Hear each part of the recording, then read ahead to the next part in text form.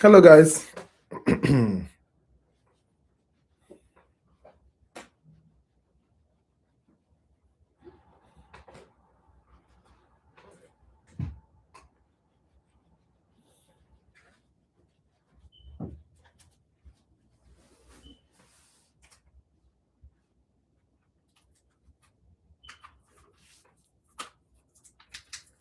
Where's everyone?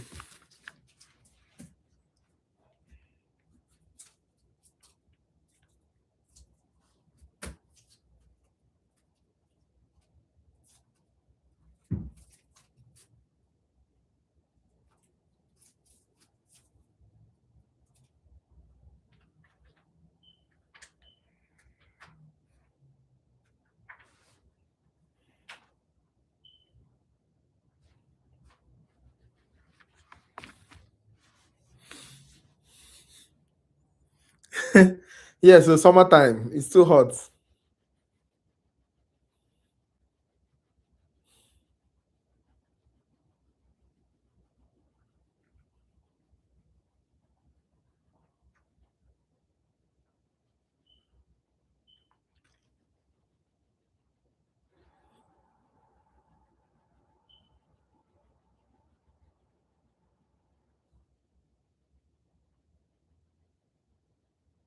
How many are we here? 10. We need to be complete though, so that we can start. There is no time, eh?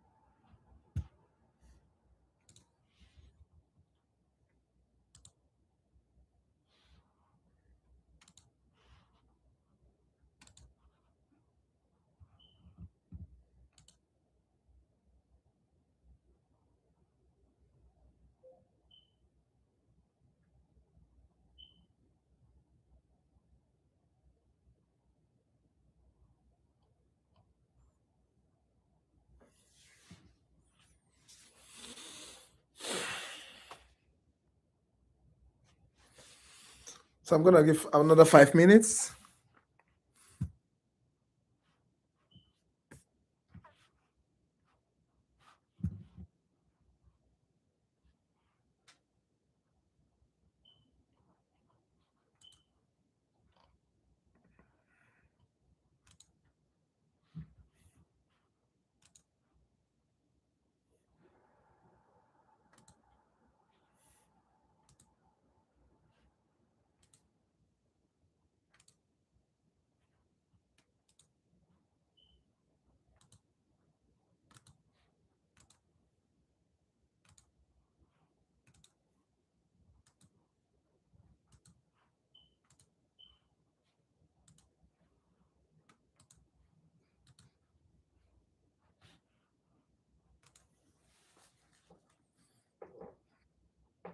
Oh, Steph, how are you doing?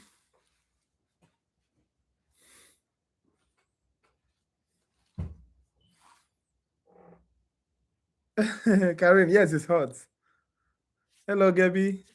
Donnell, how are you doing?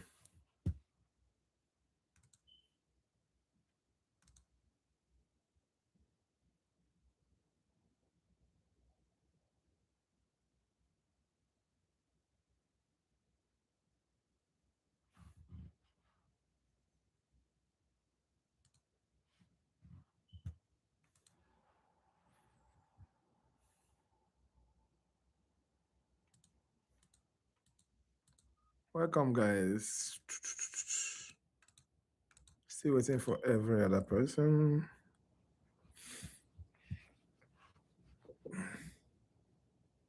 So far, so good. I'm fine. It's 10 minutes past 5. Why are we still 11? Hmm? We need to start very fast because I want us to spend just 2 hours. I have something by 8 o'clock, so I need to finish up with you before. So the earlier we start, the better. But we are still very few here. Or do we postpone the class? No, we can't start. We are just 10 here. We will start when we are 20. You know me now.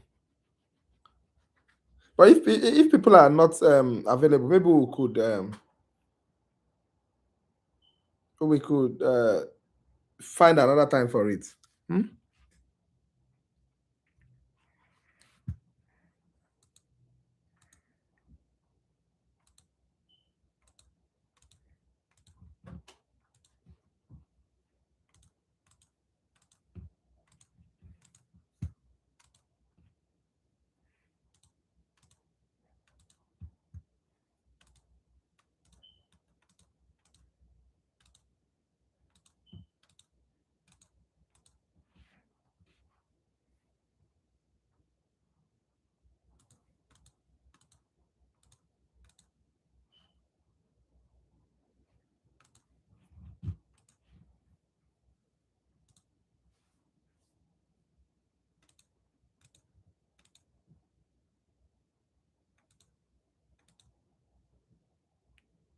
What's distracting you, Jordan?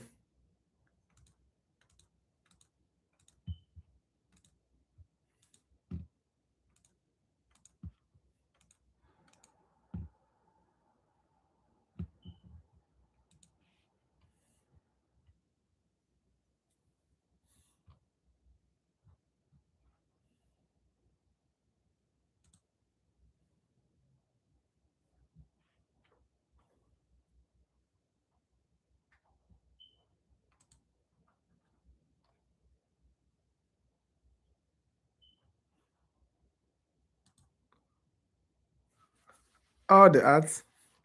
Oh, that one is not my fault now. That one is YouTube.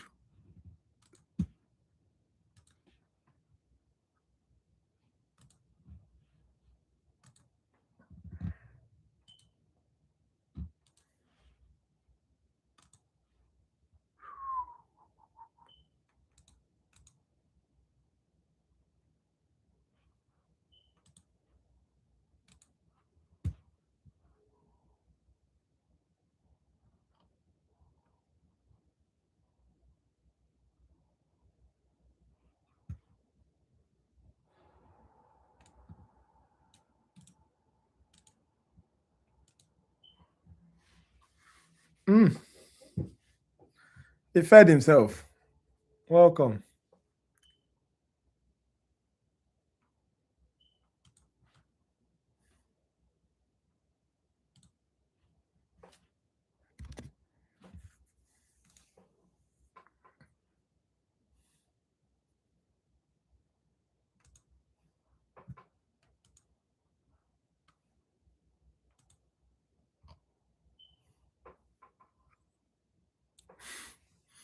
I don't know.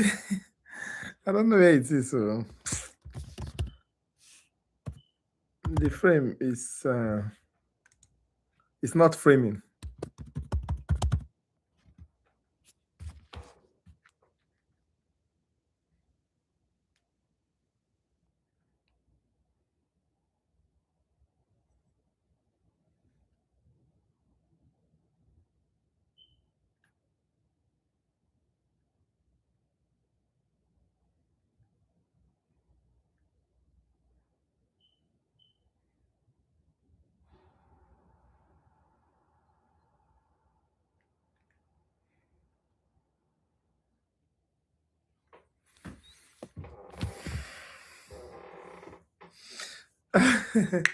The frame is not framing, so so that's the thing. Respond.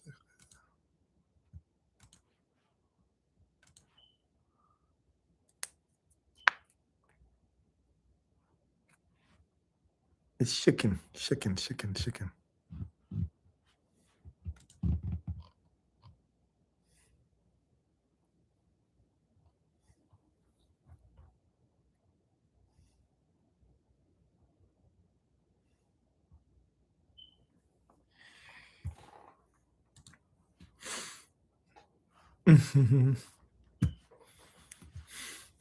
Don't worry, I will survive.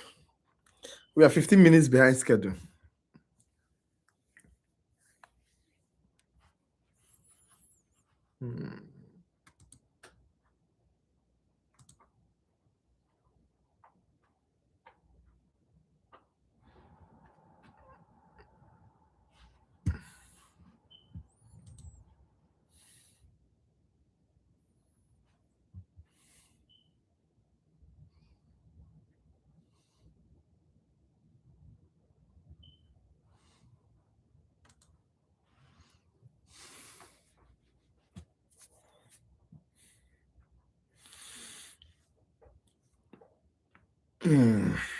Oh boy.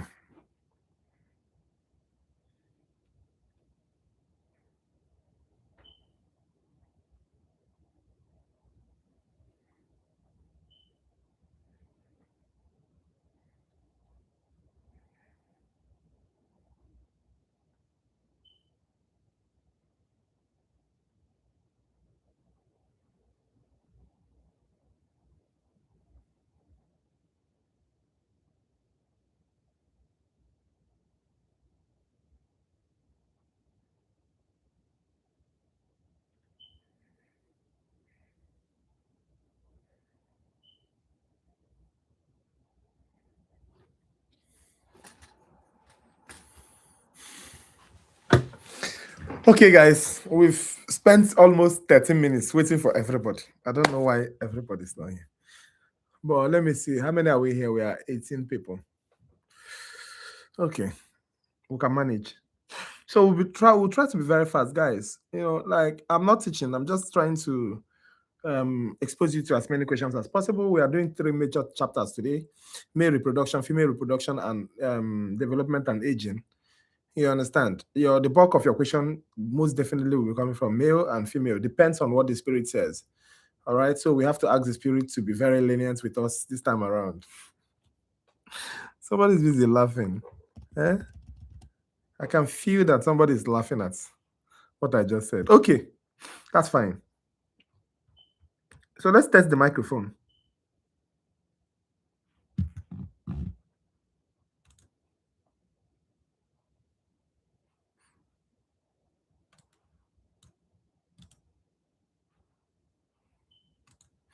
Let's test the microphone, guys. Are we ready? First of all, I didn't even ask. What happened? We jumped from 20 to 15. Yes, everybody. Are we ready? Yes?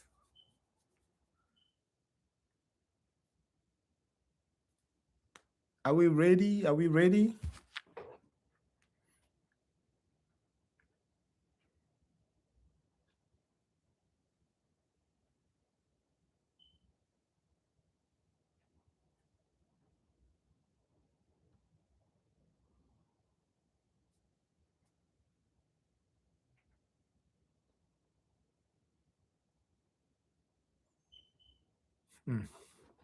Today will be very difficult too. You guys are in slow motion today. You guys are in slow motion. You guys are not active and engaged today. What is happening? Is it because of the summer?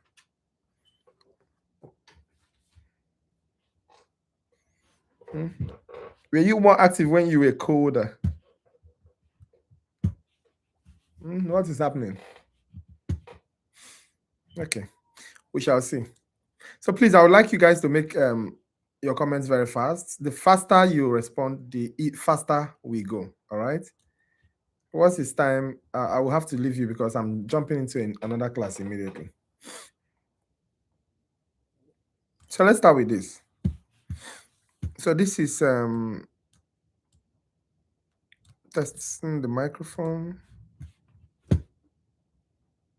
It's testing the microphone.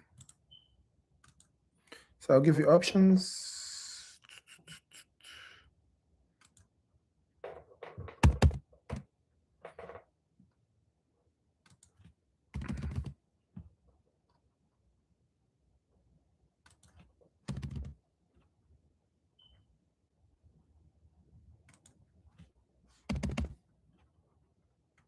Okay, look at the options. So the first question is says that in the process of the spermiogenesis, dash become dash. A. Spermatocytes, spermatozoa, spermatozoa, spermatids, spermatogonia, spermatocytes, spermatocytes, spermatids, spermatids, spermatozoa. Quickly, guys. I've been needing at least 10 comments before I proceed.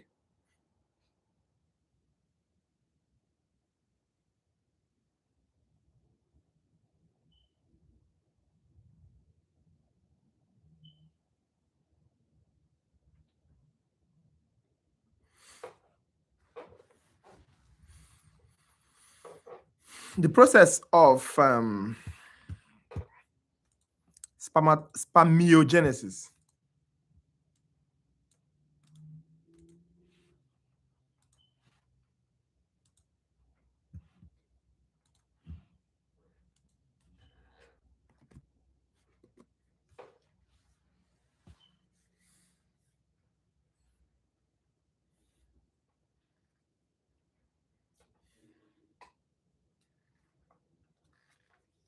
Come on, guys, let's go, let's go, let's go. We don't have much time, man. We don't have much time.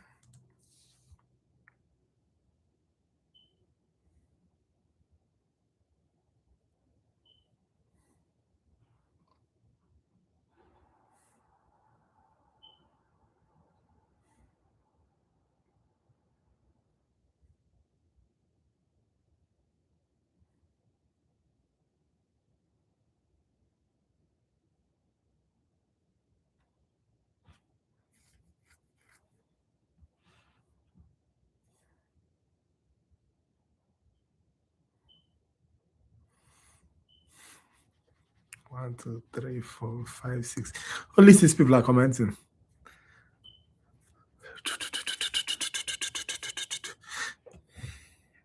So we just spent 20 minutes.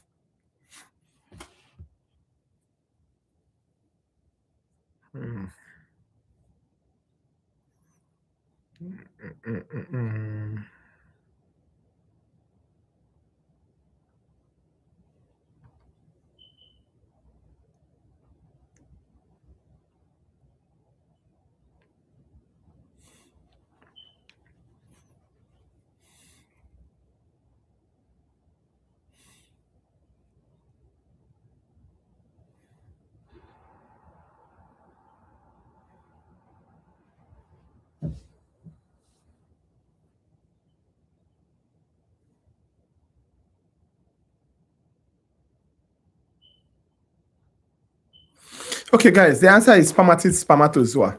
You guys seems not ready. You understand? And you guys are not much. You guys seem not ready. I really want us to be able to answer these things very fast and as many people as possible so that we can finish up before time. Because if we remain on male reproduction, there are a lot of questions, so you need to be faster. You get it? Yeah, the answer is E. Spermatids, spermatozoa. That question is asking you about spermiogenesis. Spermiogenesis. All right? Spermiogenesis. You need to know the difference between spermiogenesis and spermatogenesis. Spermatogenesis is, the entire process of, forming sperm. The entire process is known as spermatogenesis. You understand? From the stem cells, all the divisions. You understand? Reducing the chromosome count from diploid to haploid. That is what we call what spermatogenesis. But the question is asking about what? Spermiogenesis. So spermiogenesis there's no division in spermiogenesis. All right. It's just transformation and maturation. No division at all. You understand? So just transformation and maturation of a stationary round cell, right? Just more like repackaging. You understand? So that's why, spermatids to spermatozoa is the correct answer. All right. Every other thing involves breaking down. Do you understand? Divisions. I hope that's clear. The answer is E. This is testing the microphone, guys.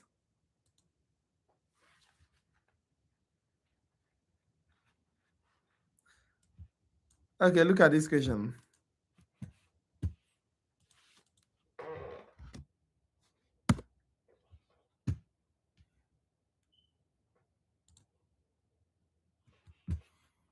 Yeah. Hold on, let me. So the haploid results of meiosis 1 is called what?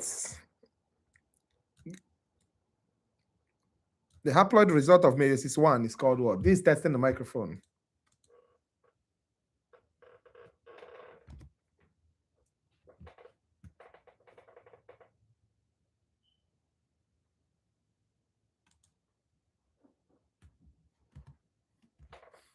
I'm giving you options.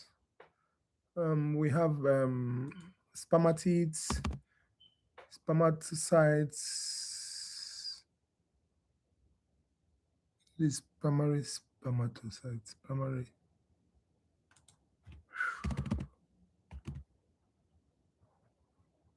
Secondary.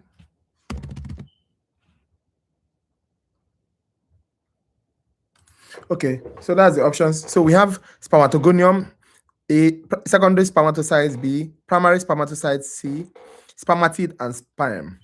What's the answer, guys?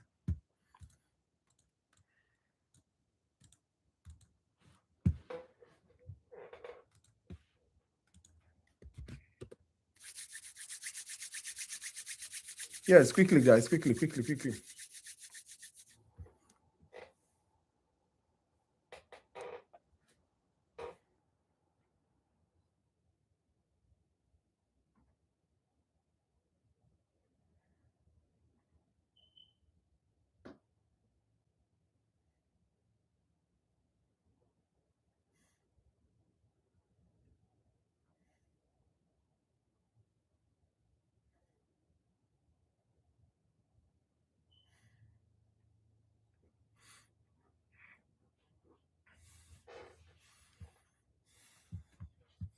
Come on, guys. Let's go.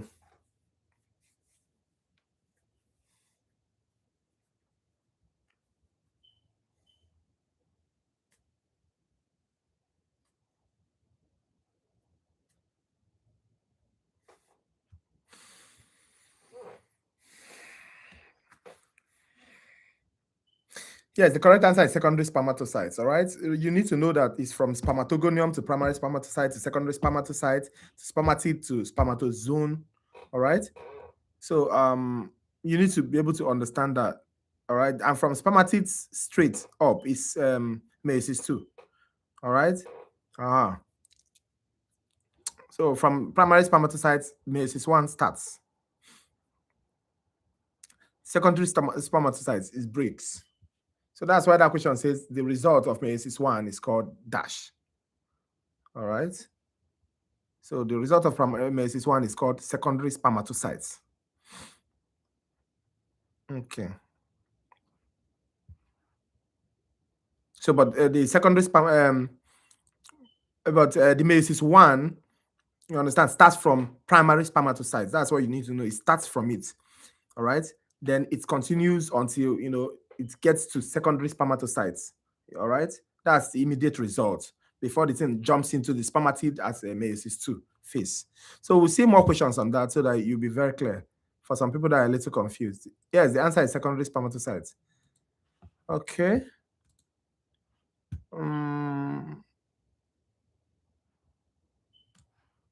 Look at this question. Still testing the microphone.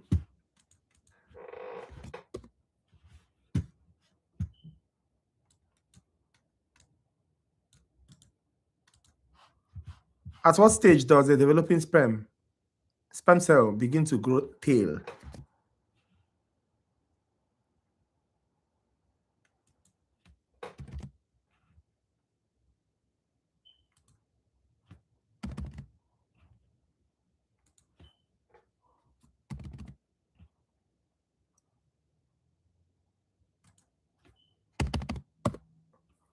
So option A, spermatozoon; B, spermatid; C, primary spermatocyte; C, secondary spermatocyte; and D, spermatogonium. Spermatozoon, spermatid, primary spermatocyte, secondary spermatocyte, and spermatogonium. At what stage does developing sperm cell begin to grow tail?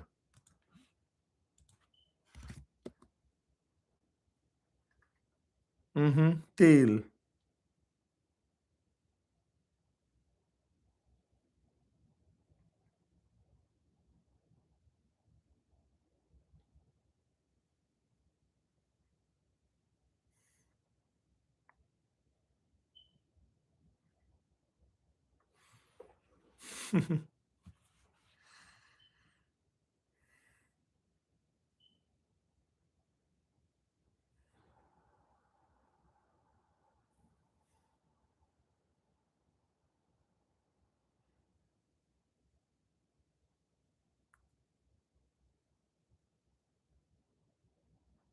Come on, guys.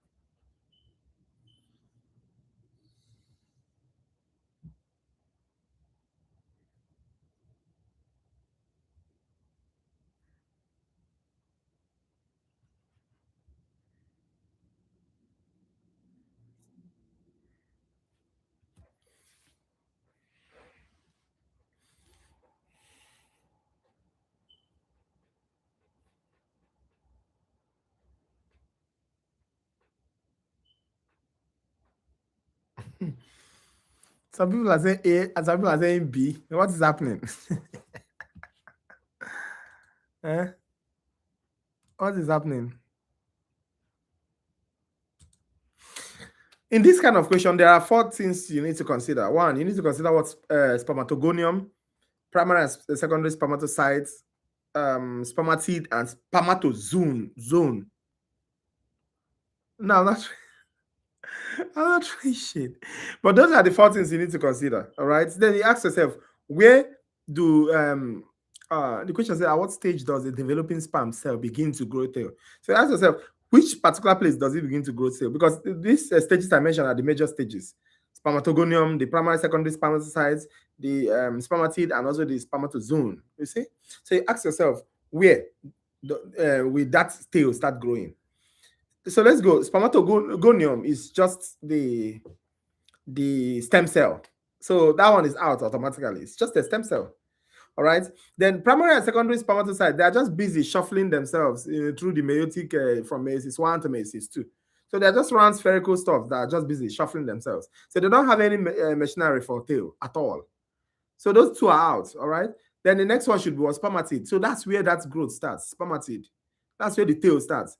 And the answer cannot be spermatozoon because at spermatozoon is fully mature. That tail is now complete. But the question is asking you, where does the tail start growing? So the answer is what? Spermatid. That's how you need to think about this kind of question in the exam. Just arrange them, and give yourself a very good option. All right, just tell yourself, oh, this one is stem cell. Nothing is happening there. This ones, they're just too busy.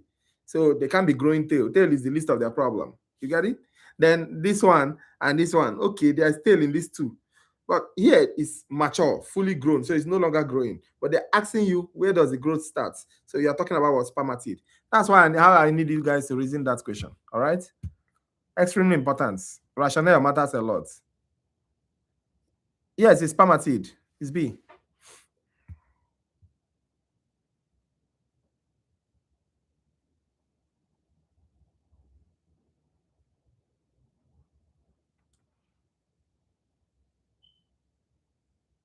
Ending of the tail.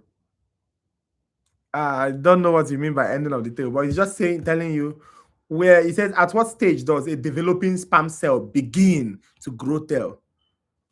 You understand? Where does the growth start? You understand? If he's asking you the completion of every that's spermatozoon, that's the mature stuff. All right, so let's go to this next question. At the end of meiosis 1, there are dash, whereas at the end of meiosis 2, there are or is dash.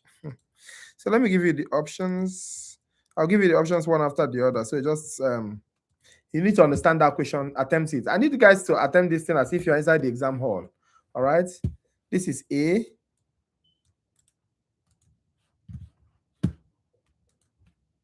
This is B.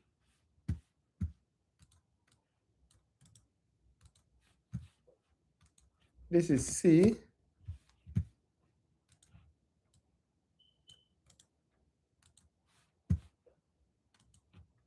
This is D.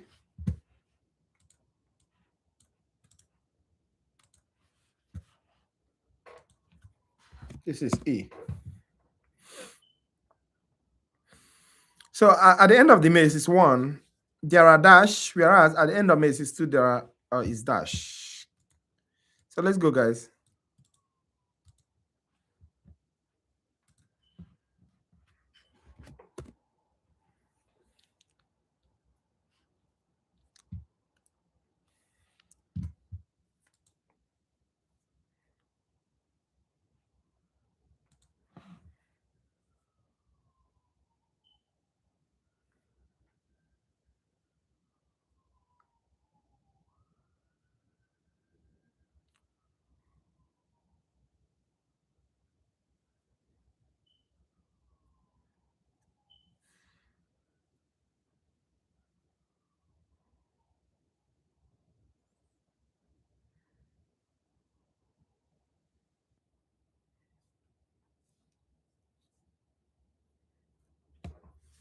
Come on, guys.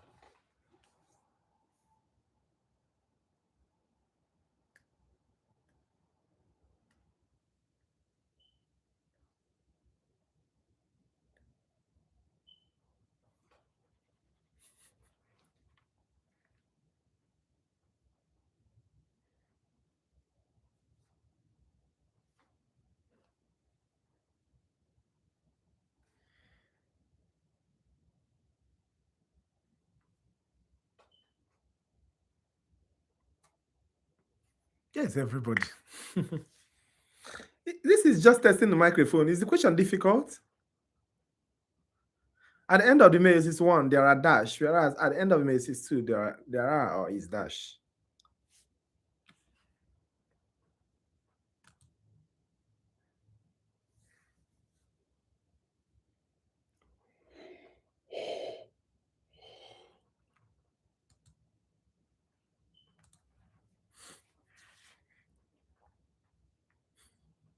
Okay, guys, the answer is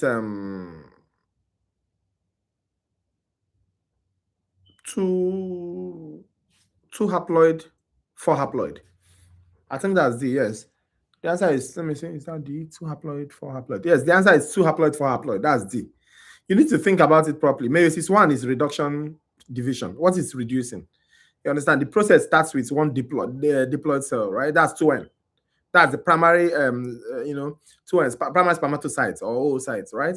It divides during anaphase 1. You understand? And what does it divide to? The diploid divides into two haploid cells. Yes, you understand? That's 2N, 2 haploid cells. 2N is diploid, right? That's an N and another N. That's 2 haploid cells, all right? They are secondary spermatocytes. Then the now enters the second phase, which is meiosis 2, all right? We call it the equational phase. You understand? So the process, the 2 haploids still divides into two. You understand? So this one divides into 2, this one divides into 2, giving birth to what? 4. You understand? So it becomes 4 haploid. Do you understand? So 2 haploid, 4 haploid. 2 haploid in males is 1, 4 haploid in males is 2. Chicken, huh? So that's how you need to think about that question, all right? So that if you see something similar, you'll be able to, each parent cell. Okay, let me see if you guys understood that explanation. This question will tell me if you understood it or not. So look at this question. The option. Let me see if I can post everything at once.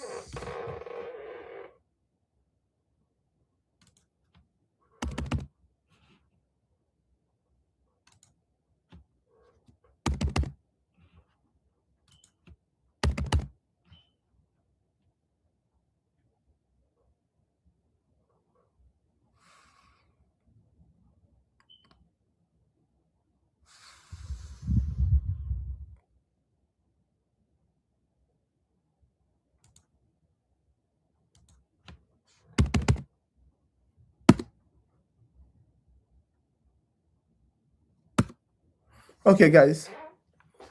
In meiosis, each parent cell produces what? 2 haploid, 4 haploid, 2 diploid, 4 diploid, haploid cells that are identical to the parent cell. If you understood the other one I explained, then this one will be a piece of cake.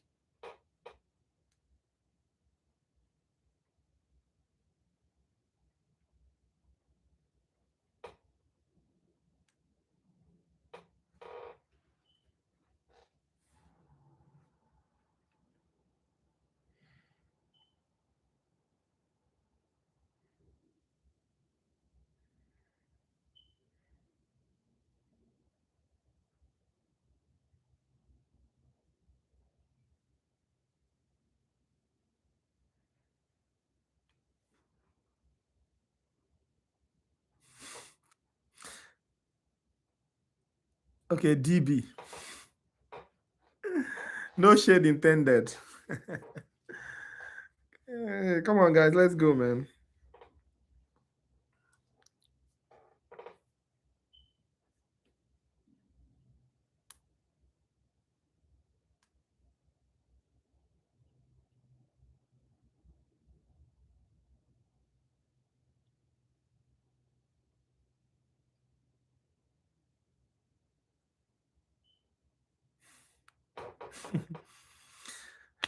Come on, guys, we are slow. What's happening? If you are not sure, just write 419. Sorry, 911, so that we'll know that you are here. All right.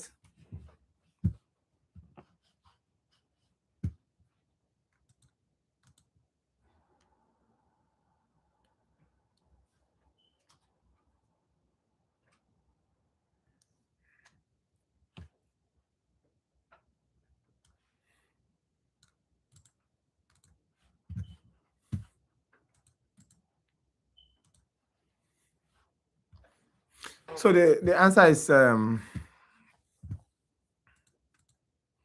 me see the question again. In meiosis, each parent cell produces. The answer is 4 haploid. All right, from what we discussed last time. All right. I don't know why.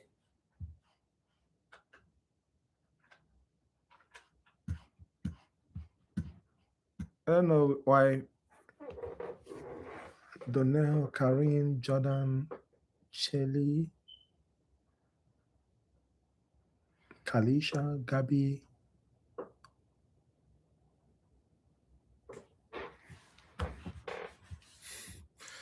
Don't mind me, I'm just taking note of the people that are here.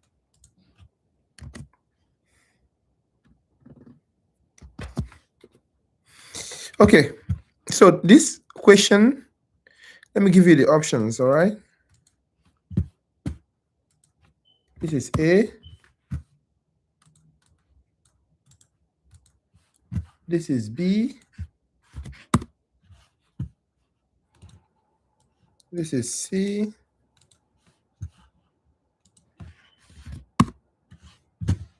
This is D.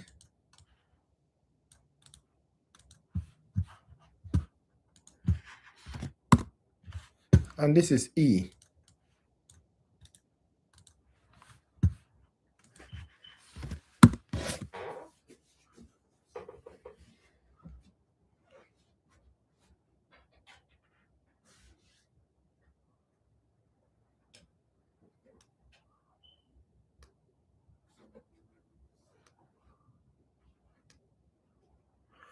So which of the following is the most important role of meiosis in sexual reproduction? It reduces the size of gametes. It produces at least one gamete that is mobile.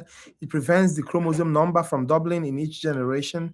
It ensures that each daughter cell doubles the number of chromosomes. It changes the genetic composition of each chromosome.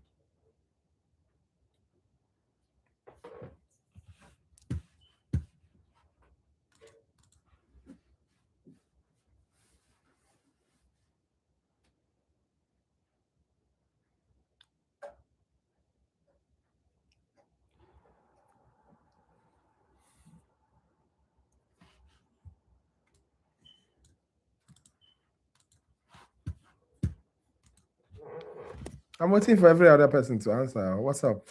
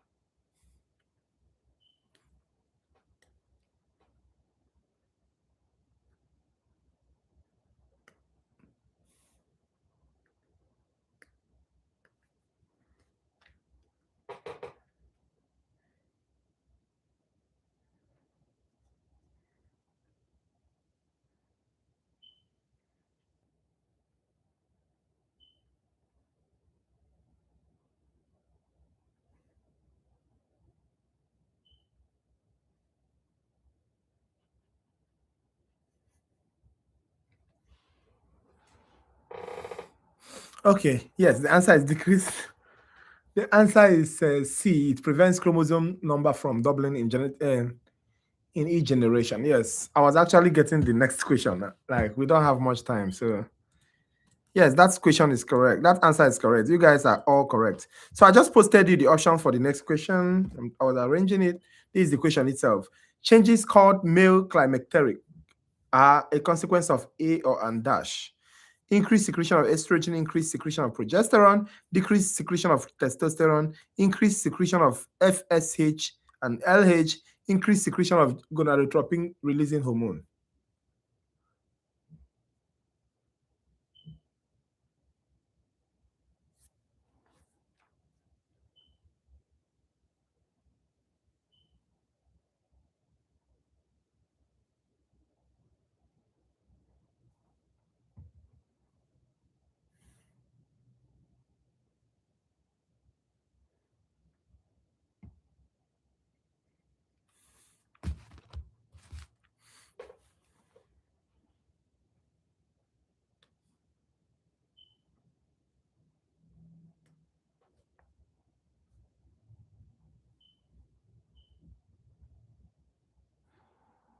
Come on, guys, let's go. Changes called climacteric are a consequence of what?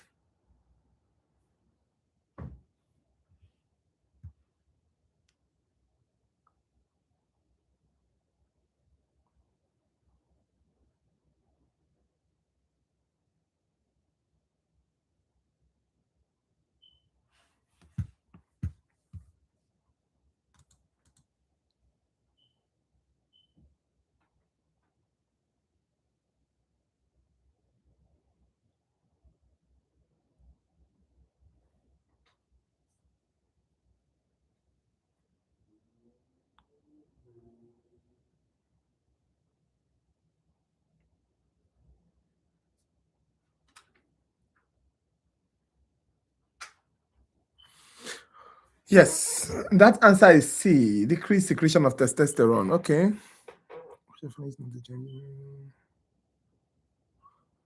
Look at this question.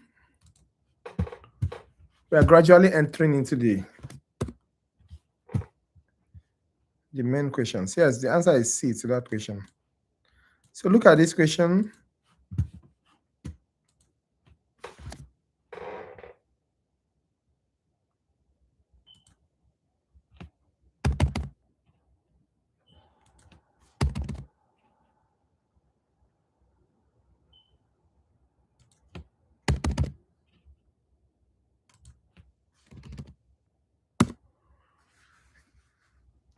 No, the answer to that question is C, not D.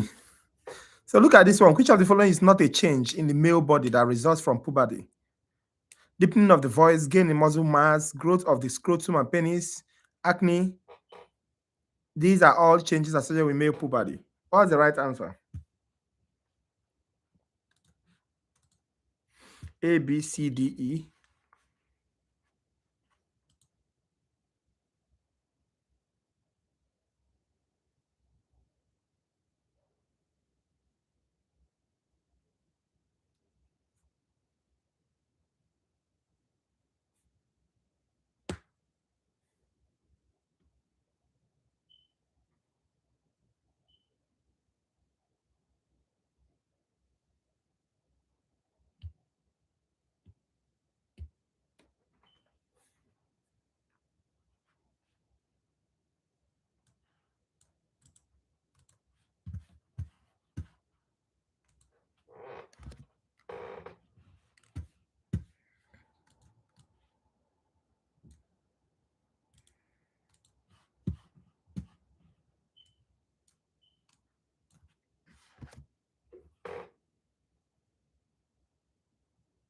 Mm-hmm.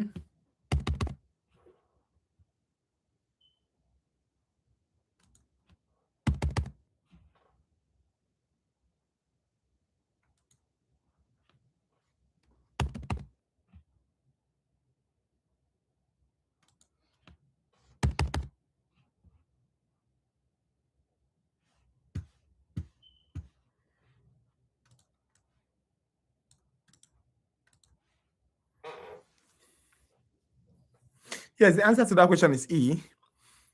These are all changes associated with male puberty. That's correct. So I'm asking the next question. Yes, the answer is E. Look at the next question.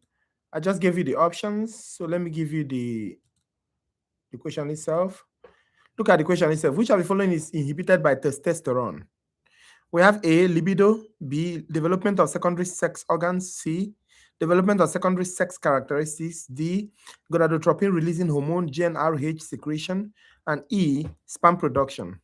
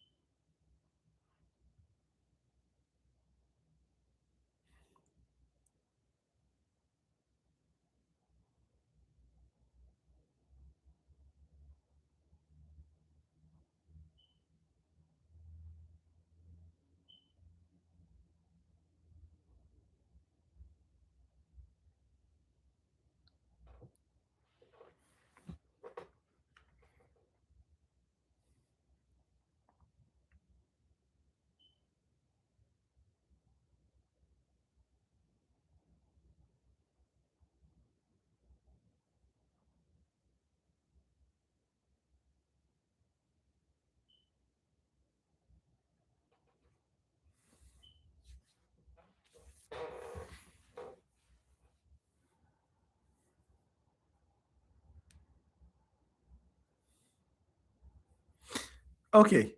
Yes, the answer is gonadotropin releasing hormone GnRH secretion. This question is just trying to test, your understanding of hypothalamic pituitary gonadal axis. That's HPG. That's just what it's trying to, test. You understand? Because this thing is a classic example of what? Of a negative feedback loop. Extremely important that you guys know this. All right? And it makes sense, makes perfect sense. Because testosterone levels in the blood is tightly regulated, right? We don't want it to be too much and we don't want it to be too low. So when testosterone concentrations are above a certain set point, what happens? The hormone, that testosterone itself, travels back to the brain, right? To tell the brain that, hey, enough, please, enough. Don't do too much. Brain, don't do too much. Do you understand? So immediately, and where is it going to? The hypothalamus. And remember, the hypothalamus produces what? You understand? The gonadotropin releasing hormones, most releasing hormones, GnRH. So when the testosterone goes back, it tells the hypothalamus, and immediately the hypothalamus will stop that production of GnRH. So that makes sense. All right. Even it's sometimes it goes to the anterior pituitary. Why? Because the GnRH we normally when it's produced by the hypothalamus, it goes to the anterior pituitary and cause the anterior pituitary to do what? To release what? LH and what? FSH, luteinizing hormone and follicle stimulating hormone. And these are the things that causes the production. Like for example, the LH and FSH, they go to the testes and makes the testes to produce what? Testosterone. So what does the testosterone do? It will travel to the brain. Sometimes it travels to the what? To the anterior pituitary and tells it to stop production of LH and FSH. So if that production stops, what happens? Nothing will be there to tell the testosterone to produce more. Nothing will be there to tell the testes to produce more testosterone. And because of that, the testosterone level will do what? Drop. So this is just a pure feedback. And in your exam, both in your body exams, they may not be asking you about gonadotropin releasing hormone. They may be asking you about what? LH. They may be asking you about what? FSH. So you automatically know that, oh, testosterone can actually go to the brain, or it can go to where? It can go to the hypothalamus, or it can go to what? The pituitary. Which part of the pituitary? Anterior. It has nothing to do with posterior. All right. So these are the things you know, so that you'll be able to get this question in case of they ask it in a very different way, which they may ask, depending on the spirit. So you need to understand it very well. Okay. So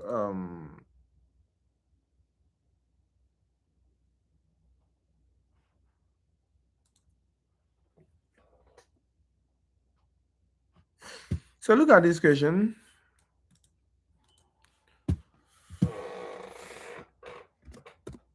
Which hormone suppresses spermatogenesis without affecting testosterone secretion?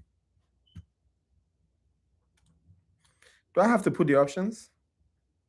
We have GnRH, we have testosterone, we have inhibin, we have luteinizing hormone, we have follicle stimulating hormone.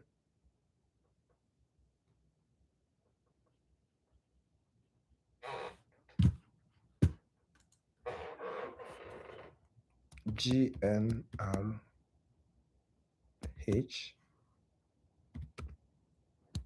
testosterone,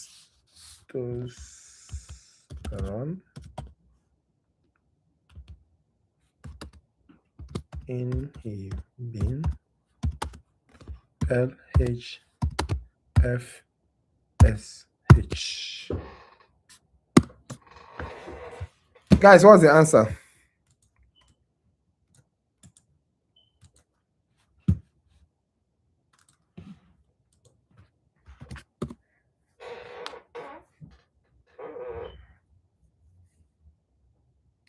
It's a very high yield exam for people that are preparing for NCLEX.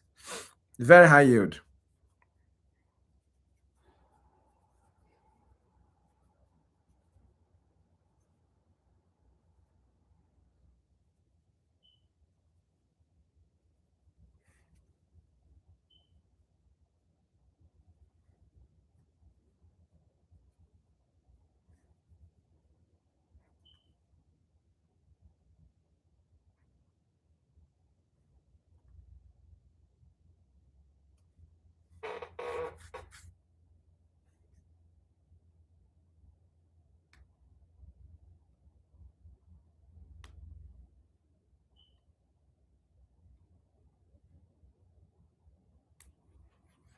Okay, you guys are so correct, but I need you guys to understand the pathway very well. So you need to pay attention to listen and listen, right? So, I told you this is a high yield. That's why I really want to explain it.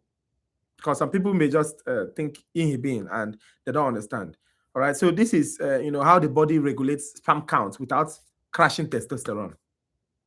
Sperm counts without crashing what? Testosterone. So what you need to know is that, first of all, basic background information, LH, luteinizing hormone, right, stimulates the Leydig cells specifically. And what does the Leydig cell do? The Leydig cells, they produce what? Testosterone. Make sense? I think it makes sense. One, so inhibin does not affect the Leydig cells. Instead, inhibin affects what? Sertoli cells. Do you understand? It affects what? Sertoli cells. And Sertoli cells is involved in spermatogenesis. All right. So usually when inhibin is secreted by the Sertoli cells, right, its primary role is, is to reduce, it will go to the anterior pituitary first of all and inhibit FSH production. You understand? So it reduces FSH specifically, but it has nothing to do with the Leydig cells. So that FSH, follicle stimulating hormone, is what is the primary driver of sperm production. That's what you need to know. You understand? It's the primary driver of sperm production. So inhibin targets it, but inhibin does not affect Leydig cells. So there are two cells, Sertoli, which is where inhibin is involved, and Leydig cells. Leydig cells is specifically targeting what? Testosterone. Do you understand? By the luteinizing hormone. All right. So if you know these two concepts, separate it, because another question they may be asking you, they may be targeting luteinizing hormone. So you are telling them, oh, testosterone can actually go up or go down, but sperm production will continue, because sperm production is more with what? Inhibin, with FSH. But LH is more with what?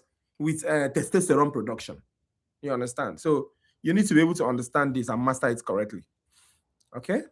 So that's the concept.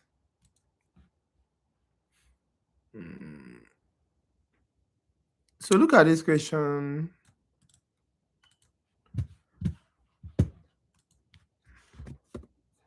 Look at this question, guys. So I'll post you the options. This is A.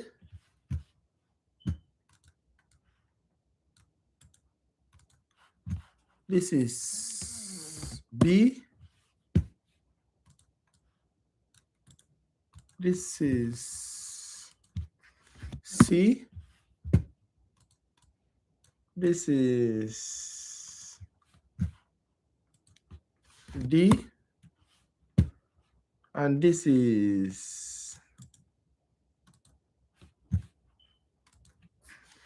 E. So let's go, guys. So dash stimulates the interstitial cells of the testes to secrete dash. So it's a giveaway now.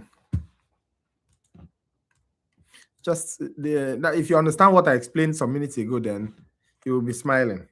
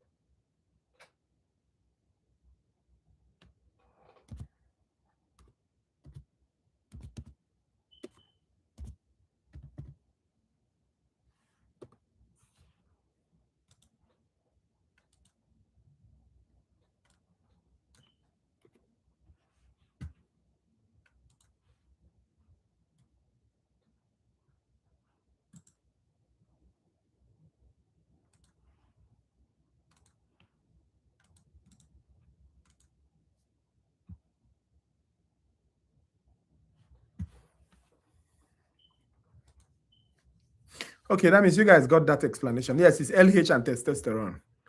That makes sense. You guys got it. Okay.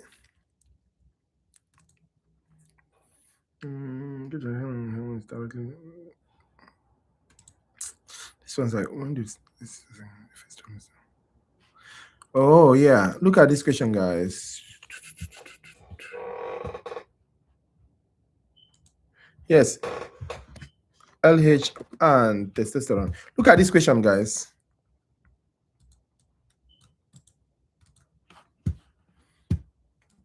Yes, the answer is D. You're correct. This is A.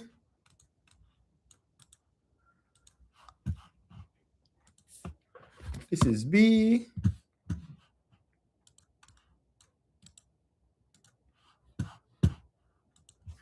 This is C.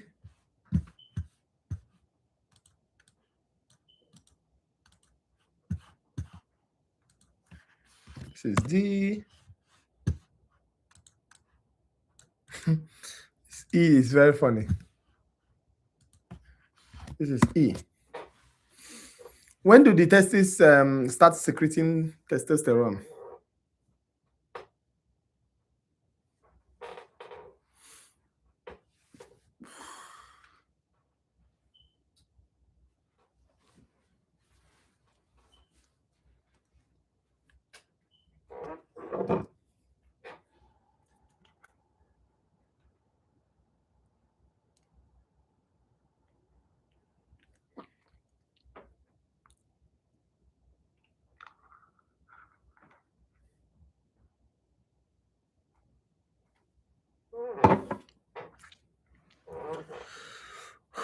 Oh boy.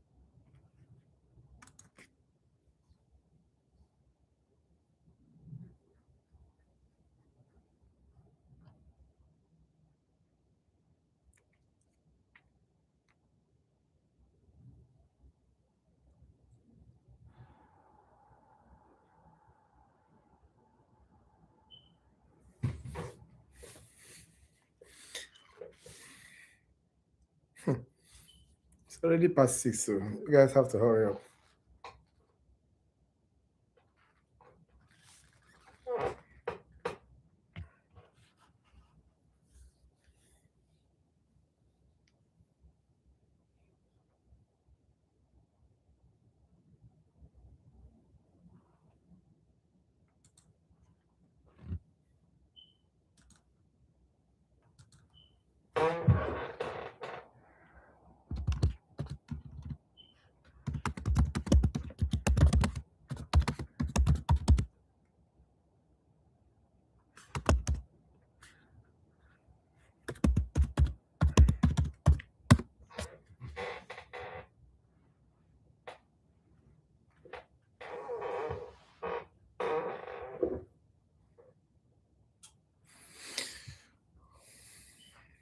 Yes, the answer is in the first trimester. Very, very important. You remember the testosterone secretion actually starts around the 7 to 8 week, all right, of gestation. Very, very important, all right? Yeah. So this is early surge, and it's not has nothing to do with puberty. It's just a blueprint for the male body, all right? When the SRY gene, if you remember, the presence of SRY gene that triggers the undifferentiated gonads to become what? Testes, all right? From there, the dogs continue, the mesenteric dogs and others, all right? So you have to know that it's in the first trimester. But if they are being specific, because sometimes they are being specific, when in the first trimester, it's usually 7 to 8 weeks. Please remember that. Very crucial question.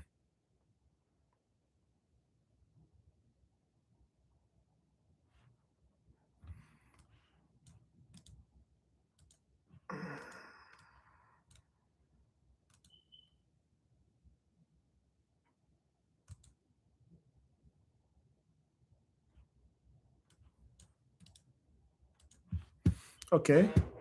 I want you to look at this.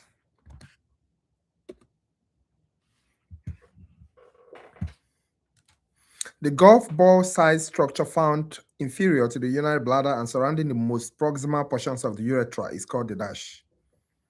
That's what's the answer. Seminal vesicle, urethra, bulbourethral gland, prostate, ejaculatory duct. What's the answer?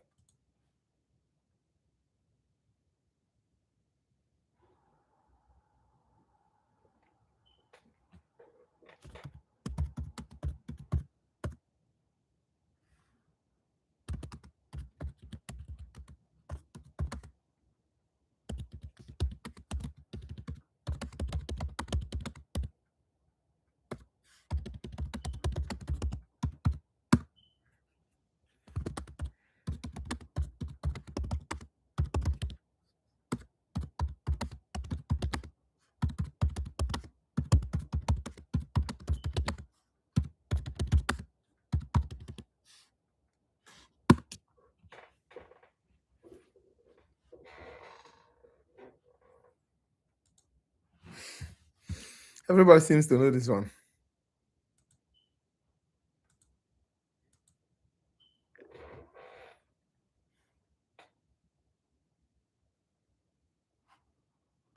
Okay, let me see.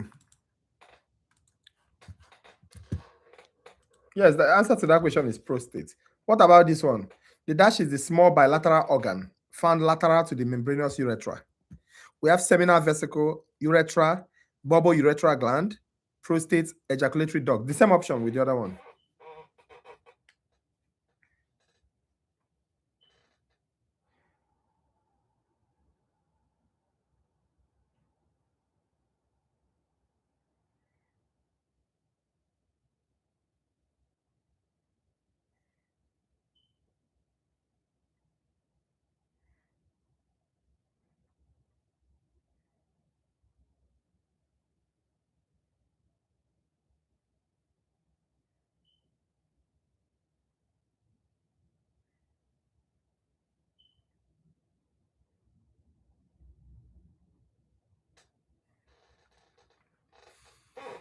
You want the options, guys? Come on.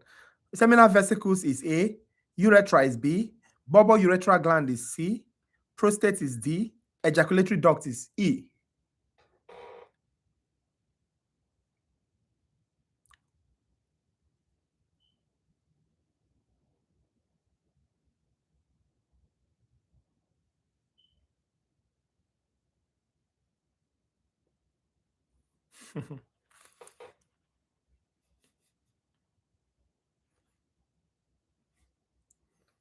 Seminal vesicle, urethra, bubble urethral gland, prostate, ejaculatory duct.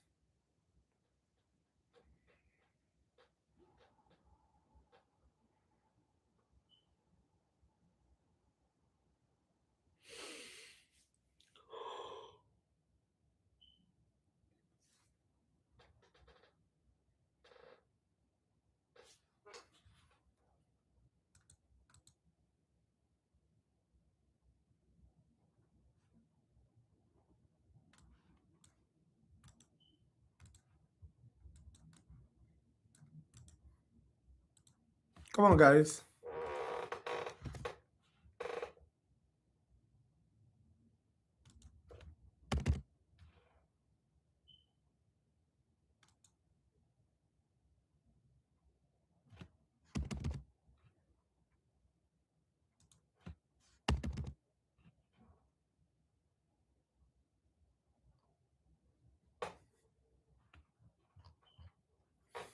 Yes, the answer is bubble urethral gland. Yes, that's the answer. So look at this question, guys. That's just an anatomical question, so I'm not explaining it. I'm not explaining it. But if you're confused, please feel free to tell me. Look at this question. By volume, most of the semen is produced in the dash. Testes, testis, penis. Is it penis or penis? Anyone? Sometimes it depends on the size. So testis, penis, prostate, seminal vesicles, bubble urethral glands. That's 5 of them, A to E. I don't know why you are laughing now. I don't know why you are laughing. You need Jesus. Adult version. So what's my answer?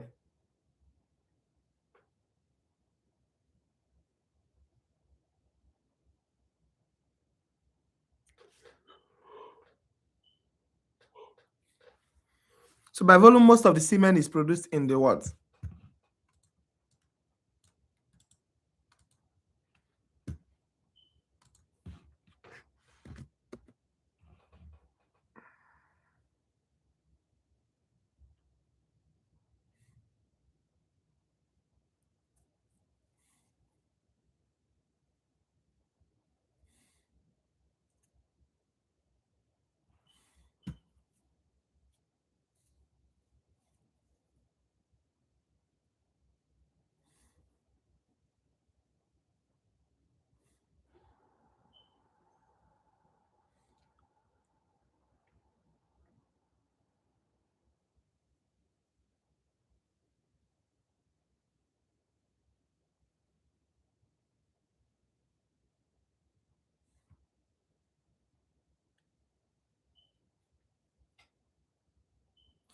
Okay, so guys, the answer.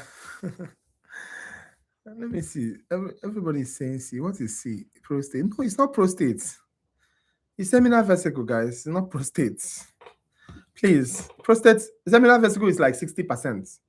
Prostate is just like 30%, guys. Please don't forget this. All right? Yeah. So, is that not C? Let me see. Testis is A, penis is B, prostate is C, seminal vesicles is D. Okay. Maybe you thought it was a D, right? C, right? So it's actually, if you just know that it's a seminal vesicle, that's fine. All right. Testis and epididymis is like 10%. Why the Cowper's gland, that's the bulbourethral gland, is less than 1%. But the major thing is seminal vesicles. All right.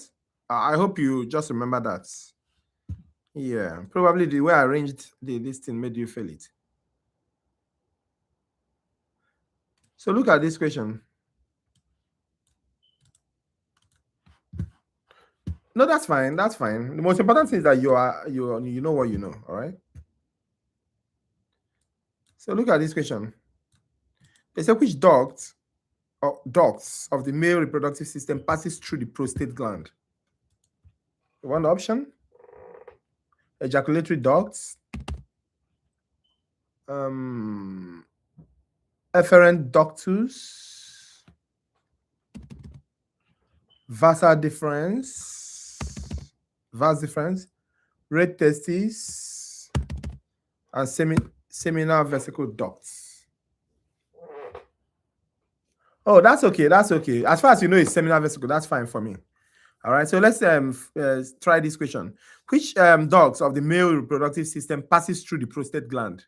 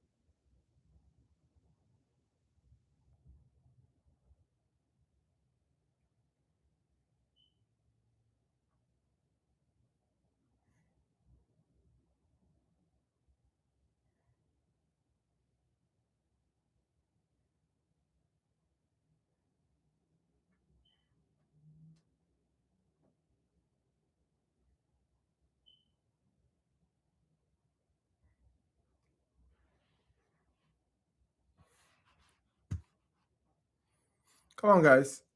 Yes, the answer is ejaculatory ducts. Okay, how about this? This one, am I supposed to give options? I don't think so. Yes, the answer to that question is A, ejaculatory ducts. That's what passes through the prostate. Look at this one. The sperm cells reach maturity in the dash. Vas deferens, seminal vesicles, testis, ejaculatory ducts, epididymis. Am I supposed to give option in this one, please?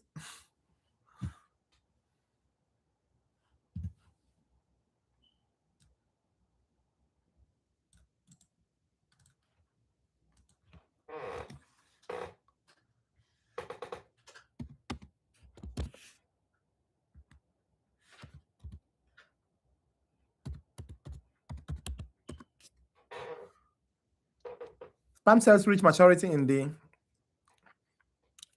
All the options are there. Just give me the answer.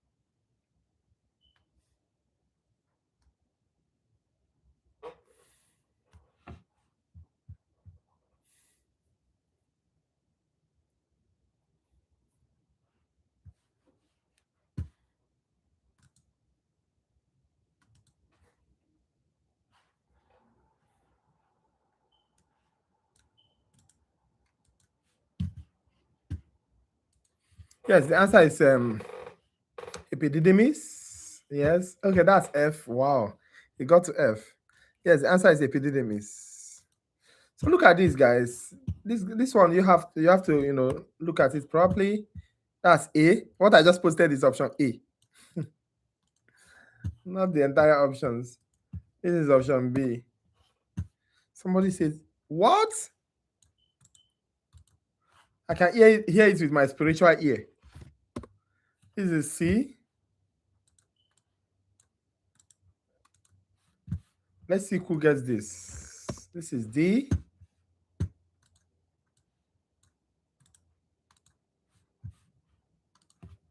This is E. So which of the following is the correct pathway of sperm cells from the formation to ejaculation? Quickly, guys.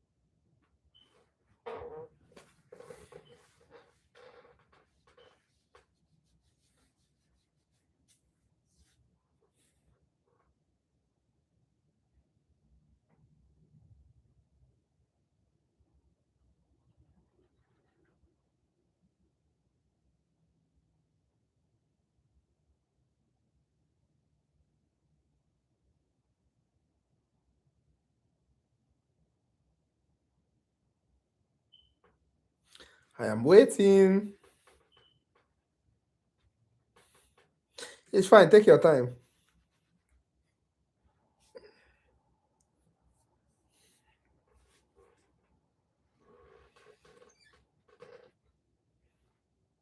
Make sure what you are picking is correct.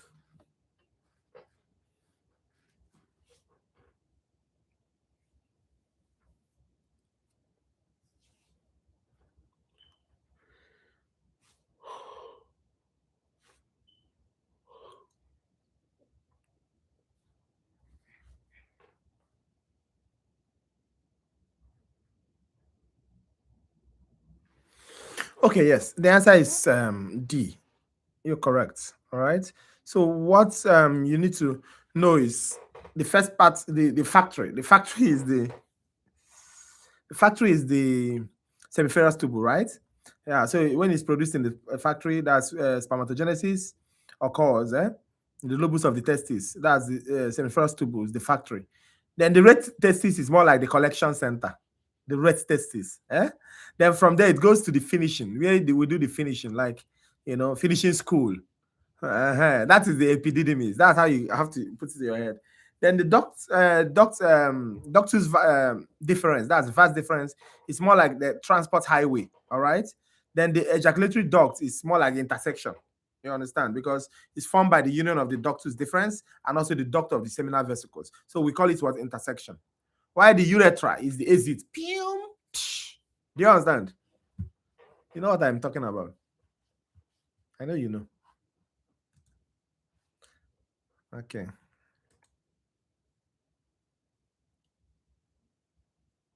So we already talked about sperm maturation. So what's the innervation of the penis?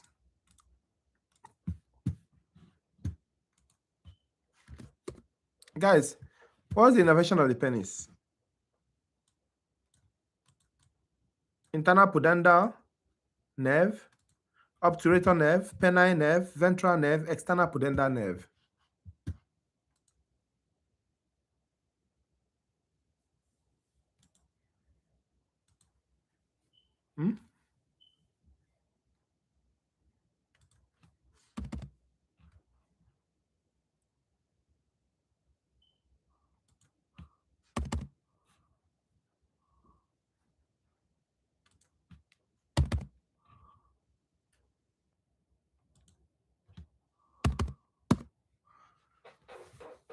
The penis is innervated by the dash nerve, internal pudenda, obturator nerve, penile nerve, ventral, and external. Which one?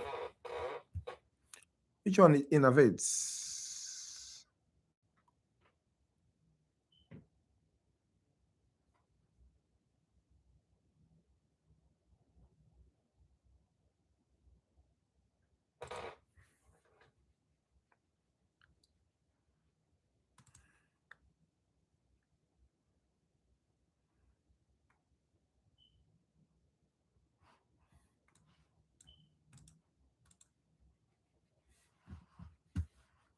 Yes, the answer is internal pudenda. You guys are very correct. Look at this question. Look at this question. I'm trying to hurry up here, guys, because there are some questions that you are supposed to be exposed to, but we may not be able to do them because most of you were not here on time and you guys are slow kinda in response today. I don't know why. Maybe because you ate too much. Was the pampiniform? Yes. Look at the options, guys. So the which of the muscles does not play a role in thermoregulation of the testes? You have the bulbous spongiosum muscle, the cremaster, the pampiniform plexus of the veins, the countercurrent heat exchanger, the datus muscle. Quickly.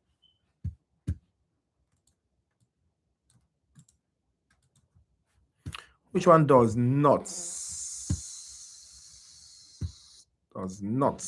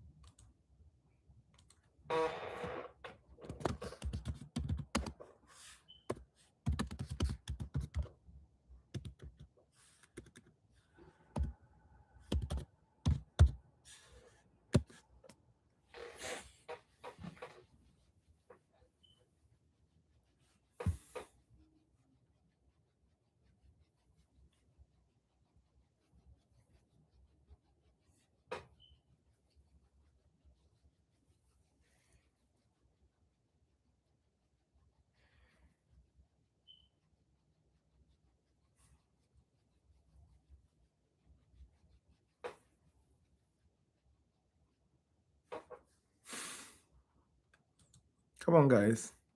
Yes, the answer is bulbous spongiosus. All right, that one has nothing to do. So remember the cremaster muscle. What does it do? Because they will ask you this in the separate questions, depending on what the spirit says. All right. Usually, it's just derived from the internal oblique. The cremaster is derived from the internal oblique, and it surrounds the spermatic cord. And what it does is that in the cold weather, it contracts and draws the testes closer to the body. Contracts and draws the testes closer. You see my hand? The testis closer to the body. All right, it's very, very important so that the testis will get a little warmth from the body. And when it is hot, what does it do? It relaxes and allows the testis to suspend. All right, stop laughing and listen to what I'm saying. Don't know why you are laughing. Spirit is telling me that somebody is laughing. Okay, so that's the cremaster. Now the datus muscle is actually a layer of smooth muscle, right, in the subcute tissue of the scrotum. Just a layer of smooth muscle. And what it does is that it contracts, wrinkles the scrotum. That's why you see the scrotum sometimes it's wrinkled. So when it's wrinkled, it reduces its surface area to conserve what? Heat. And when it relaxes, the skin becomes very smooth and loose, thereby increasing the surface area to what heat loss. Very, very important that you know this. So that's the function of the cremaster muscle, which is a derivative of what? Of internal oblique. They will ask you this in your exams in the clinic. Internal oblique is the cremaster muscle is from internal oblique. Why? The dartus muscle is just a smooth muscle from the subcute layer of what? The scrotum. Now we have the pampiniform plexus, which is involved in what? The countercurrent, what? Heat exchange. You know what we mean, right? The veins that surround the testicular artery. You understand? The cooler blood returning from the, the scrotum, right? Absorbs heat. You understand? Absorbs heat from the one going to the scrotum. Something like that, thereby cooling off the entire thing. Okay? So I hope because there are some other questions like that and I'm jumping them.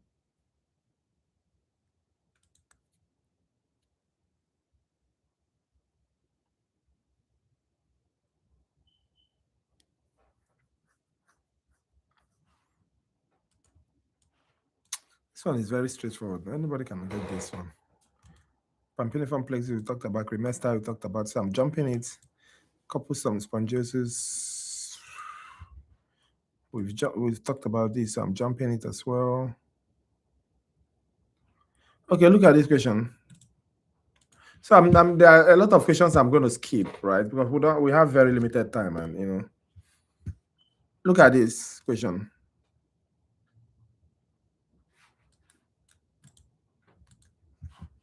So this is A.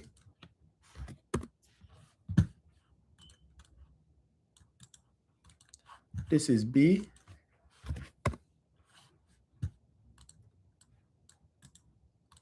This is C.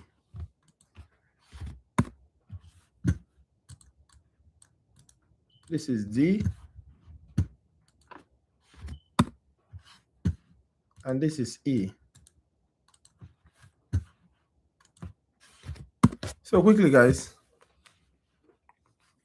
Descent of the testes is stimulated by the dash. Presence of the Y chromosome, presence of X chromosome, absence of X chromosome, presence of testosterone, presence of estrogen.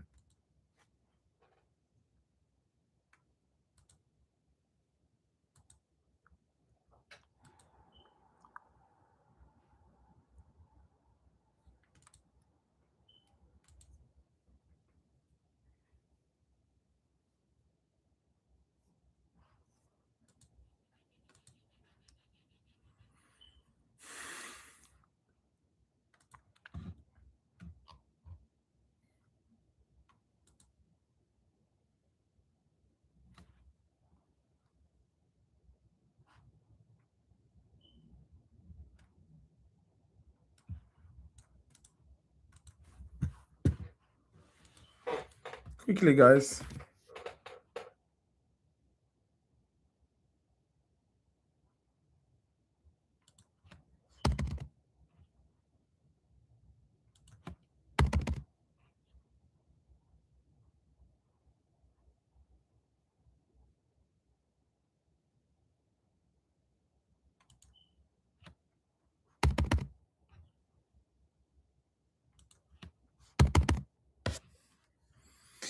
Come on, guys, let's go now. We are behind.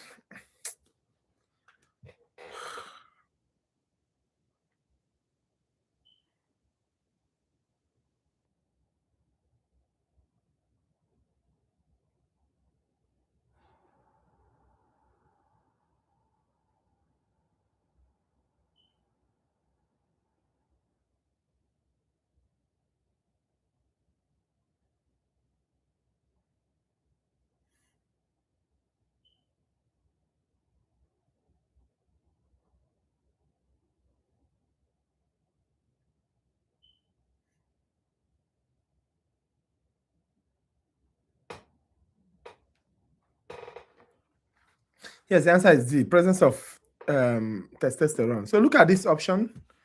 I want to give you the question.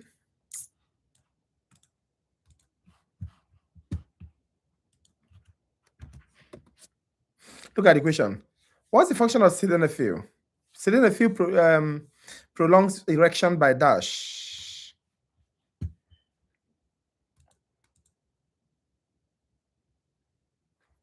Quickly, guys, I want to give you like 10 of 5 questions, and I have to stop for this male reproduction. Quickly, guys.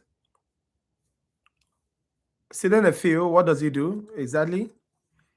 It's how does it prolong erection?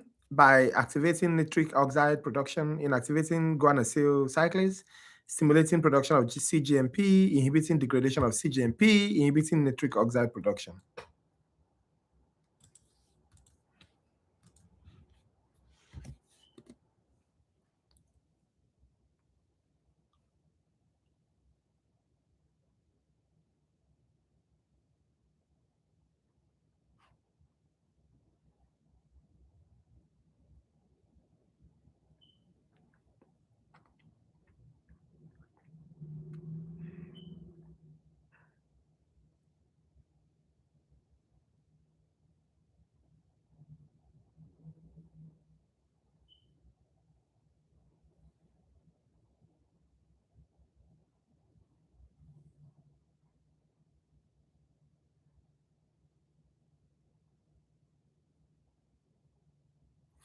Okay, yeah. So you guys are very correct. Now, I want to tell you about the mechanism of erection so that you'll be able to understand it, because this is physiology and this is pharmacology. In case of, because I'm jumping most of the questions, I have to.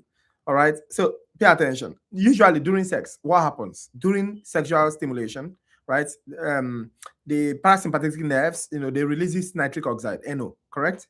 Now, that nitric oxide enters the smooth muscle of the penis, right, and activates the enzyme granulate cyclase. All right. So when it activates granulate cyclase, that granulate cyclase now converts GTP into what? Cyclic guanosine monophosphate, CGMP.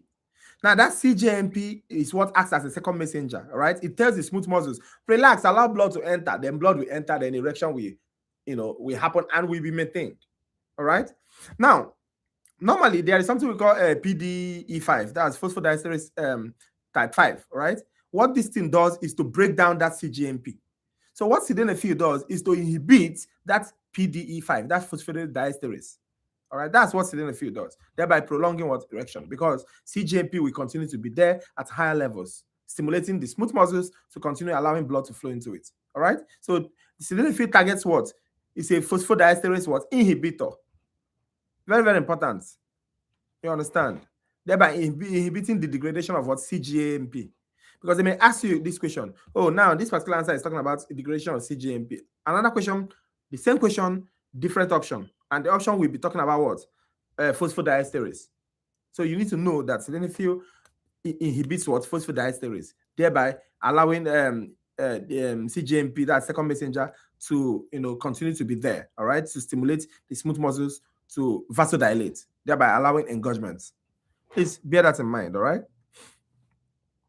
So the answer is, yeah, the answer is D, inhibiting degradation of CGMP. So look at this question.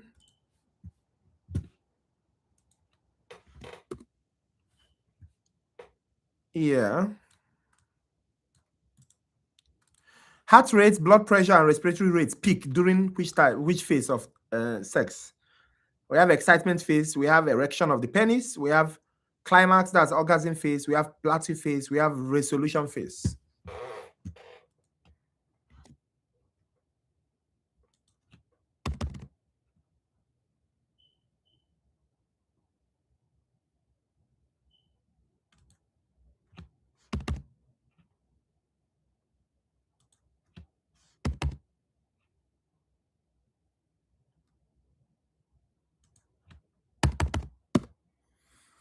Come on, let's go, guys. Heart rate, blood pressure, and respiratory rates peak during the dash.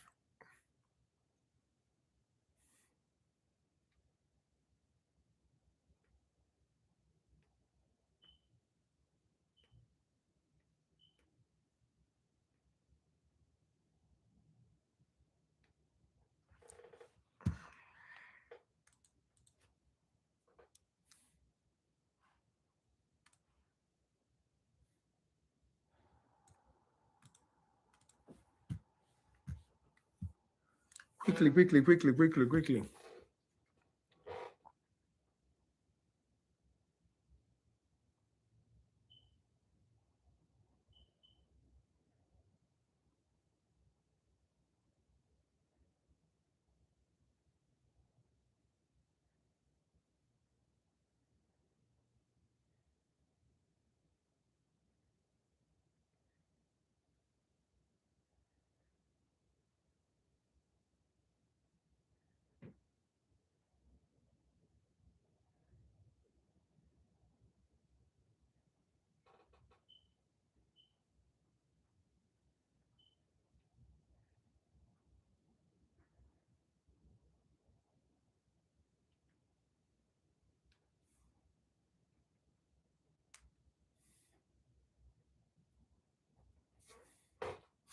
Yes, the answer is climax. Now look at this question. This question is very sensitive. You need to, pay attention to this question. The orgasm emission phase of the male sexual response is stimulated by what? What stimulates it? What stimulates it? A,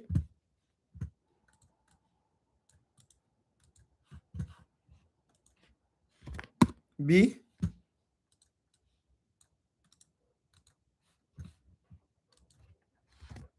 C,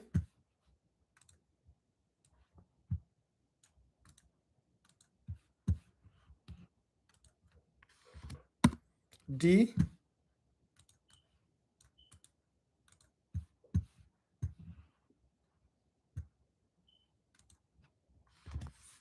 E.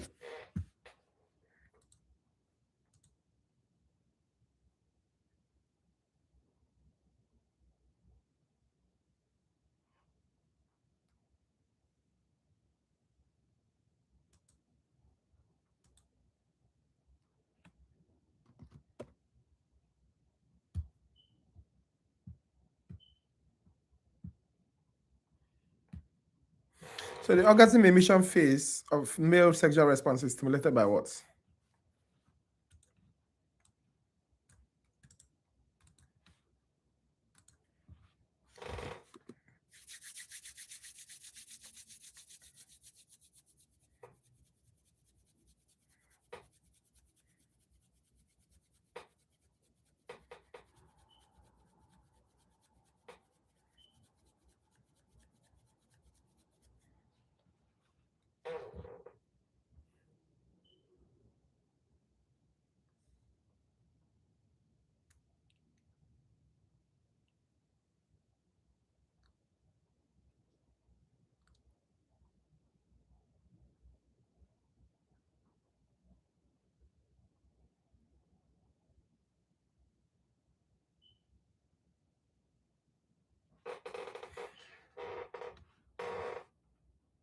Yes, you guys are very correct. The answer is efferent sympathetic signals from the lumbar regions of what? The spinal cord. Extremely important that you know this.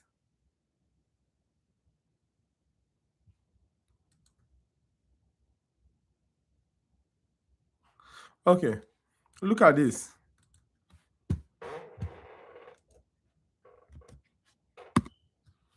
Which of the following explains the neural mechanism of erection? Which one explains the neural mechanism of erection? This is A,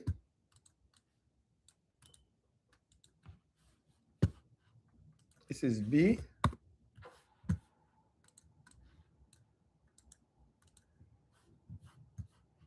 this is C,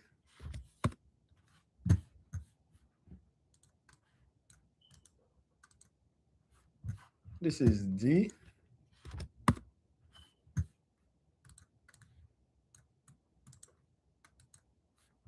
and this is E.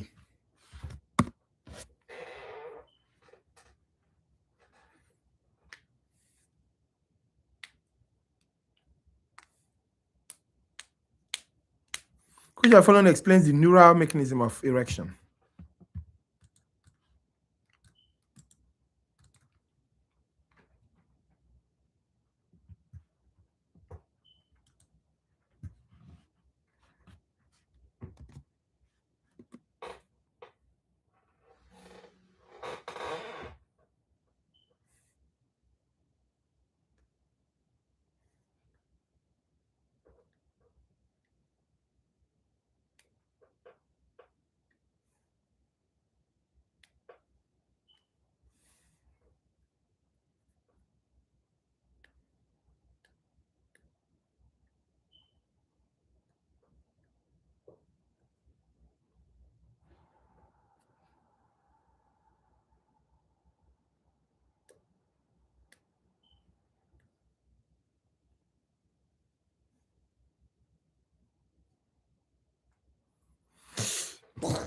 Sorry.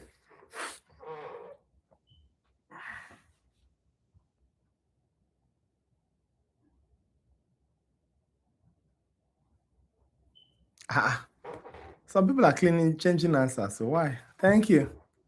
Yes, guys. The answer is A.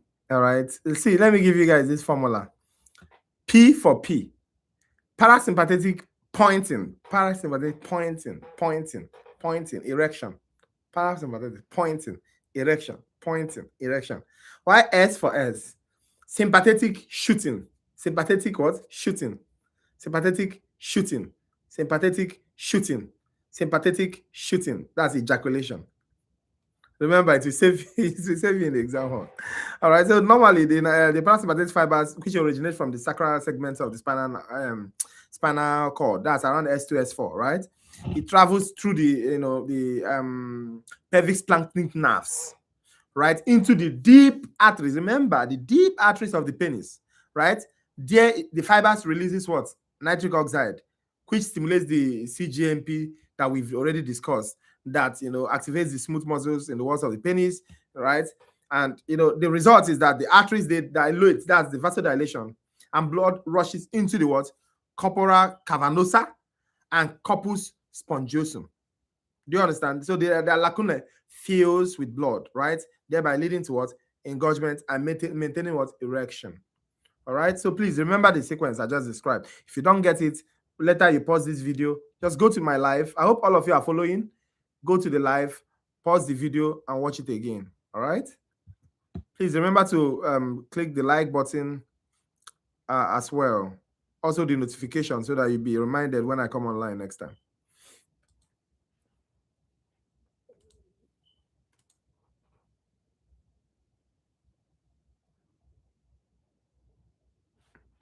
Sperm counts lower than, okay, let me put this question. Please pay attention. I'm not posting the option because there are other questions here. So sperm counts any lower than dash million sperm per ml of semen is usually associated with infertility. 250 to 500, 200 to 250, 100 to 200, 50 to 100, 20 to 25.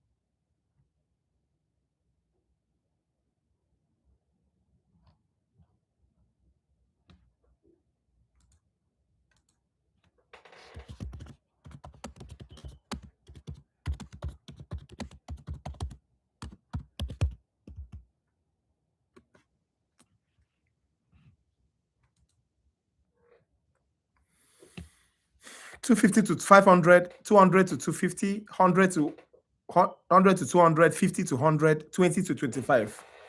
That's the option. Hurry up, guys. Let's not waste time on this question.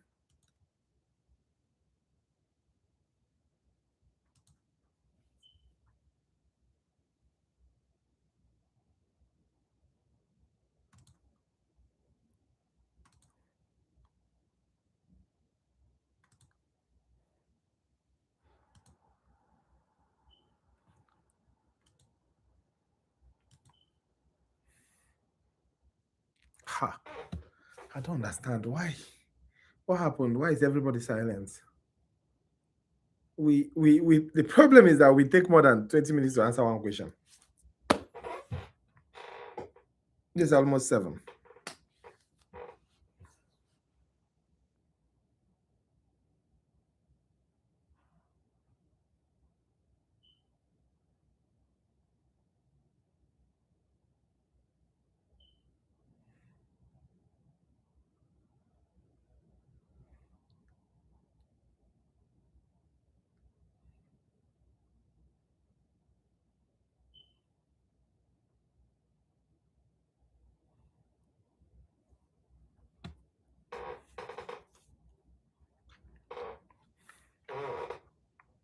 One, two, three, four.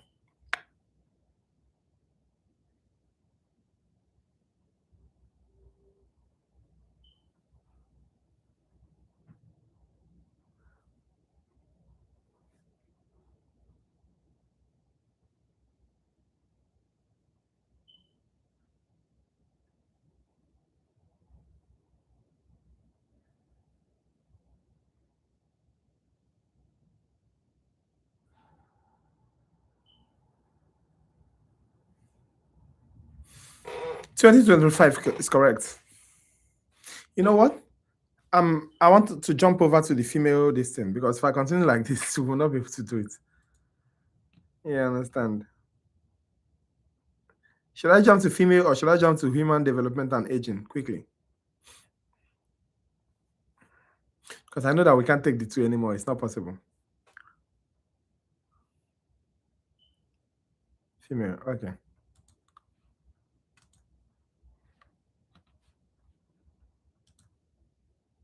Why not?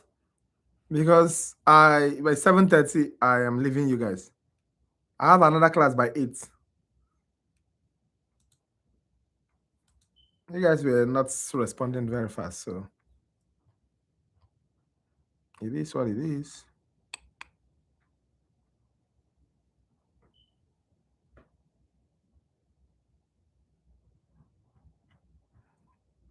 Yeah. And the female this thing has a whole lot of things. I'm just looking at it now.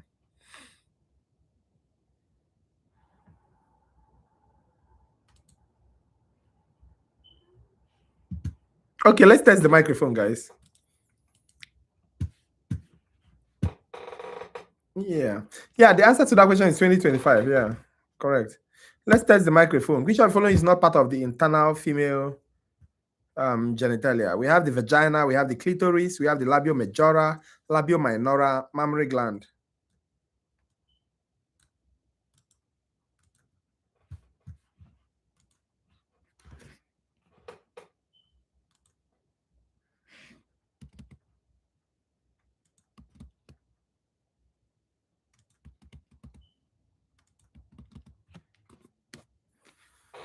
Which of the following is not parts, or is a part rather? Which of the following is a part of the internal female genitalia?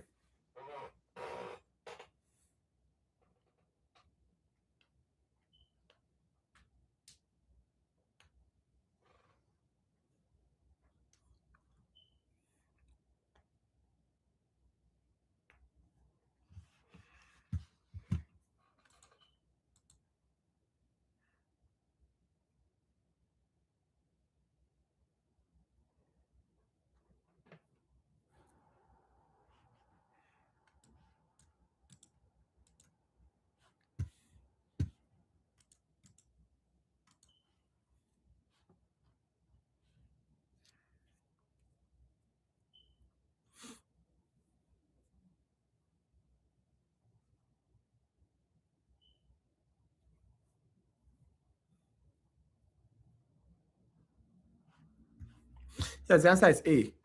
So give me the answer to this question. I'm not giving option. Let me see how many people were paying attention. In which structure does fertilization usually occur?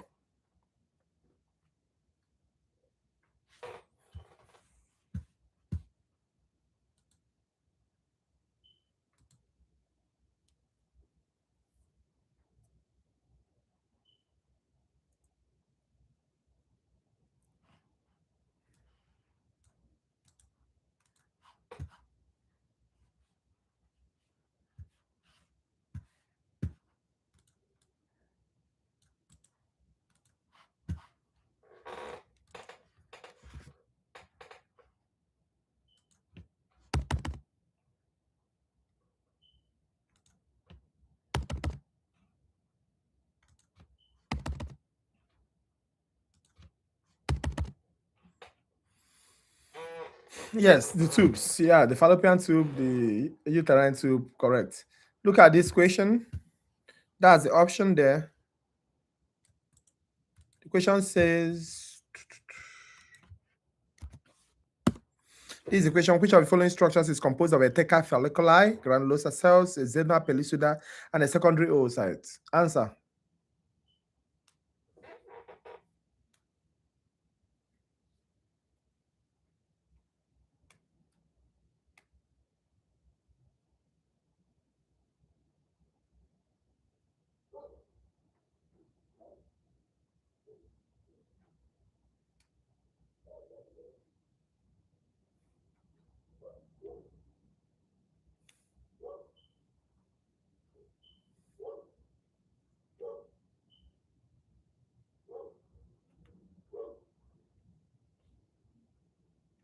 Yeah, uterine tube is correct for the other one. The other answer that we did.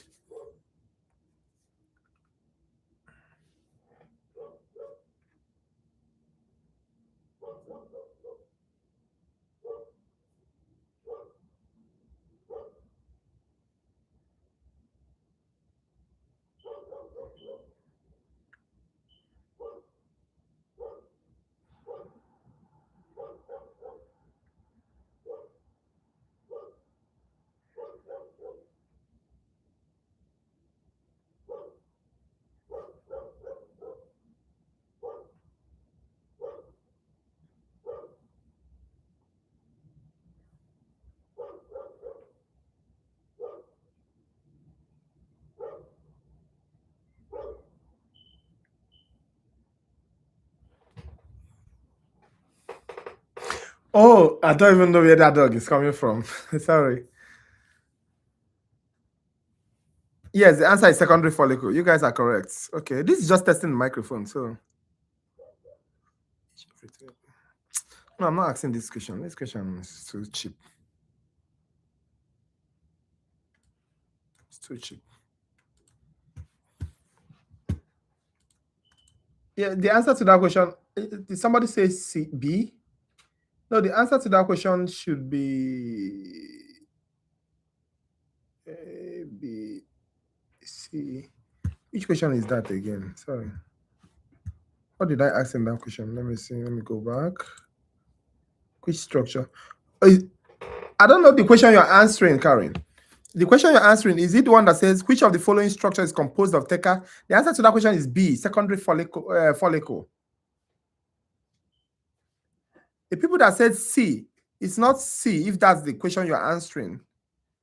Answer to that question is B, secondary follicle, please. B, yes, that's correct. Secondary follicle, not C. C is tertiary. Secondary follicle. If that's the answer the option you are picking. All right. So look at this question. Yeah, it's B. Look at this question. Which uterine layer is composed of a simple columnar epithelium containing tubular glands?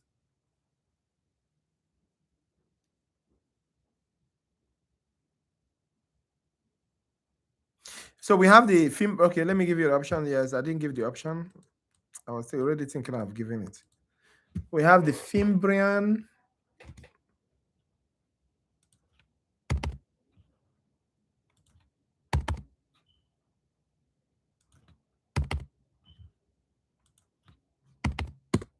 So look at the options: Fimbrian, myometrium, endometrium, cervix, and perimetrium.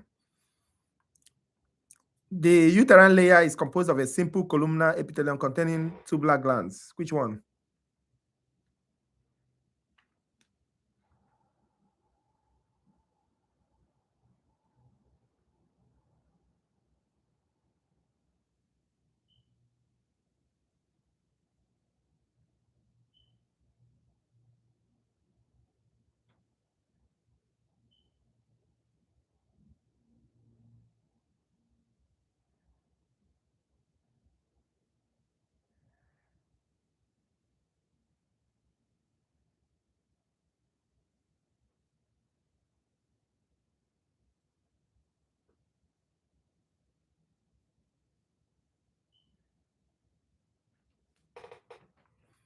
Quickly, guys. Quickly.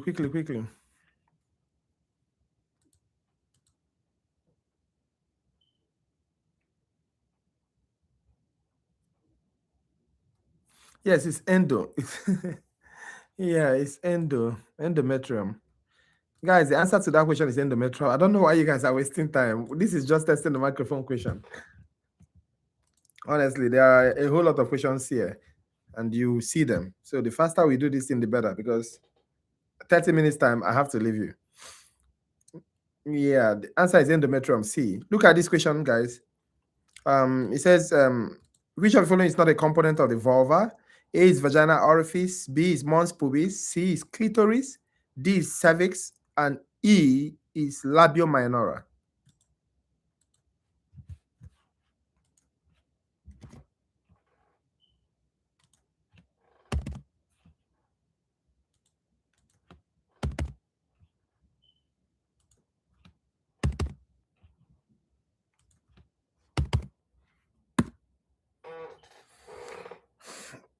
Which of the following is not a component of the vulva? We have the vagina orifice, mons pubis, clitoris, cervix, and labia minora.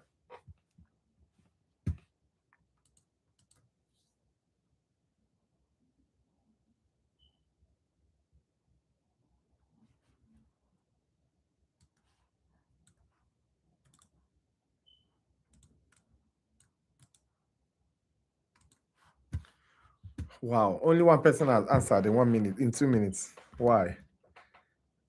And guys, you guys don't understand the.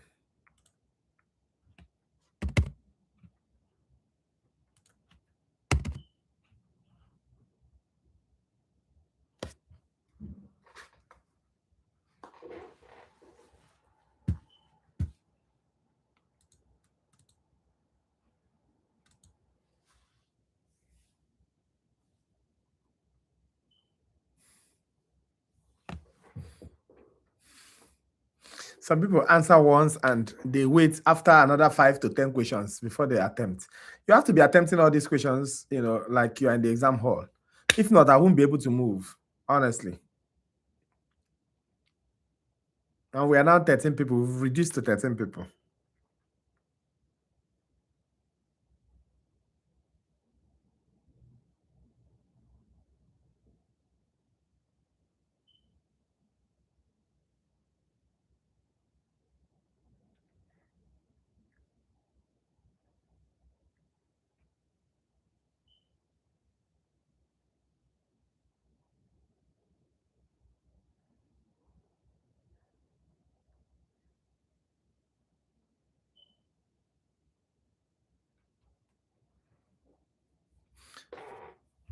So the answer is cervix. You guys are very correct. The answer is cervix.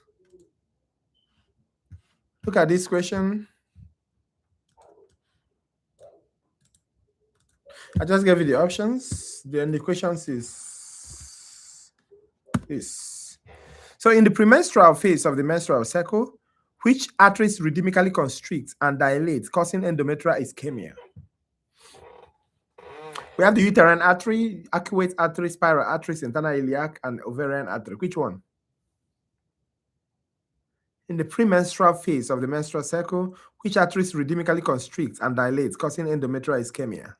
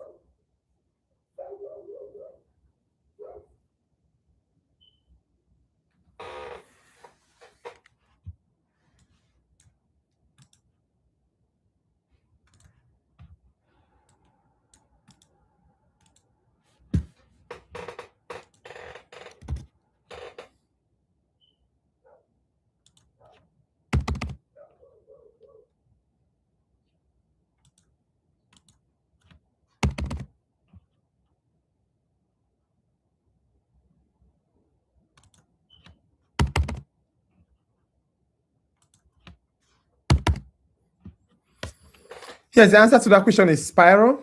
Look at this question, guys. Here's the options. I'll give you the question itself. This is the question.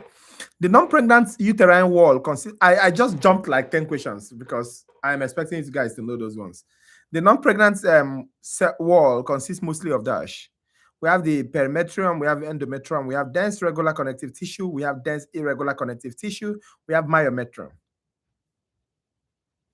Yes, spiral is correct for that answer.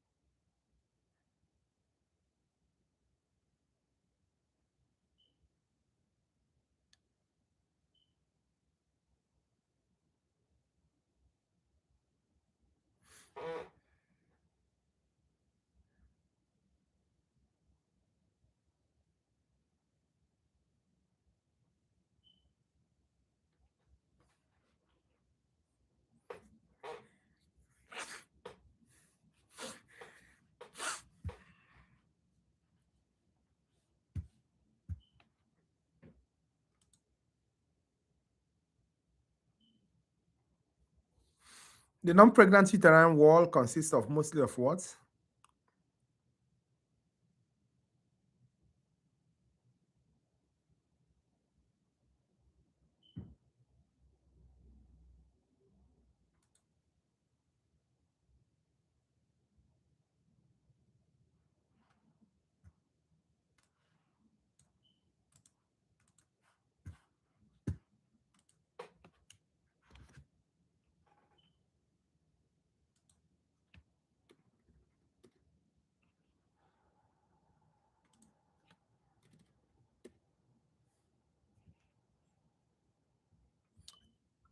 Yes, the answer is E, myometrium.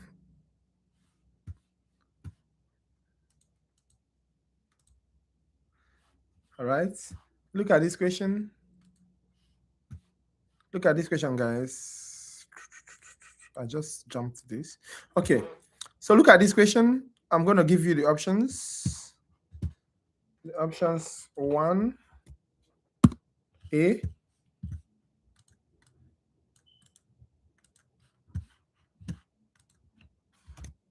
B,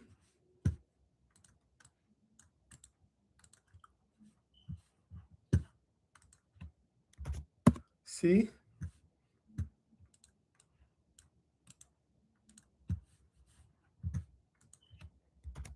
D,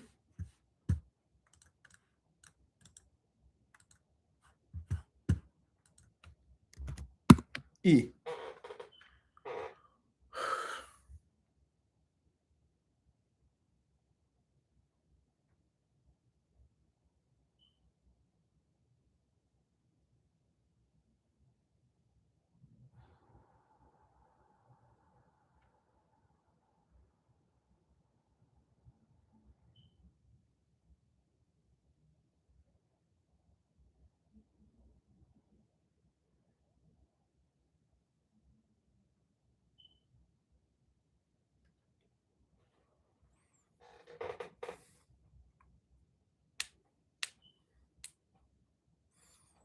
Dash are found in both male and female external genitalia, but the dash is or are only found in the female.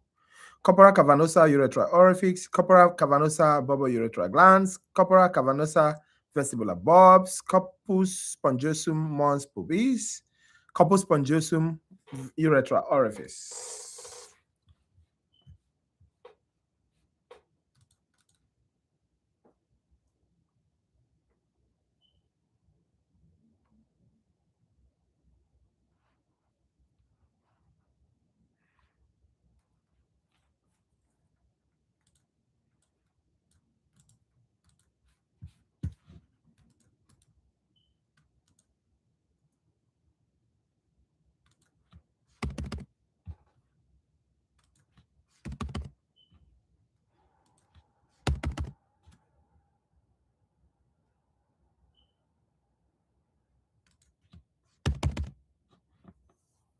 So what's the answer?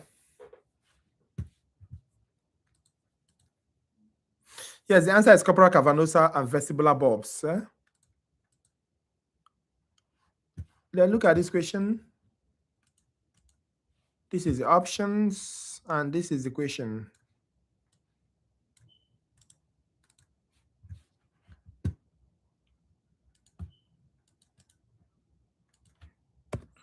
So when do mammary glands primarily develop within the breast? During the last weeks of fetal development at birth, during infancy, during puberty, during pregnancy.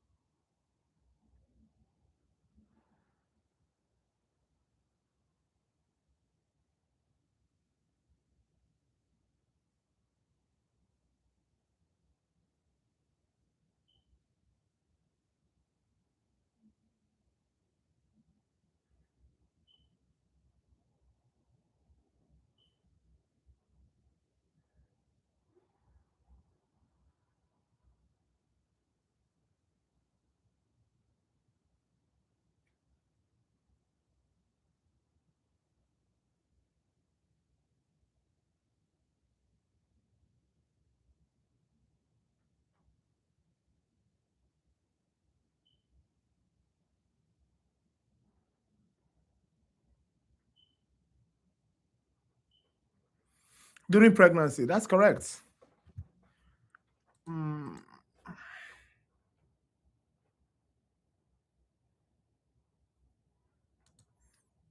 trying to. What are the follicles? Okay, this question. I remember discussing this. Where are the follicles located?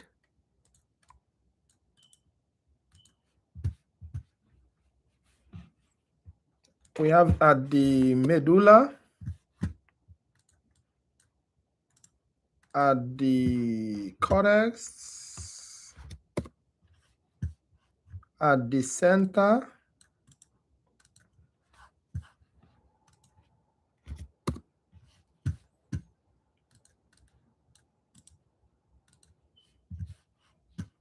epithelium of the endometrium, and epithelium of the placenta.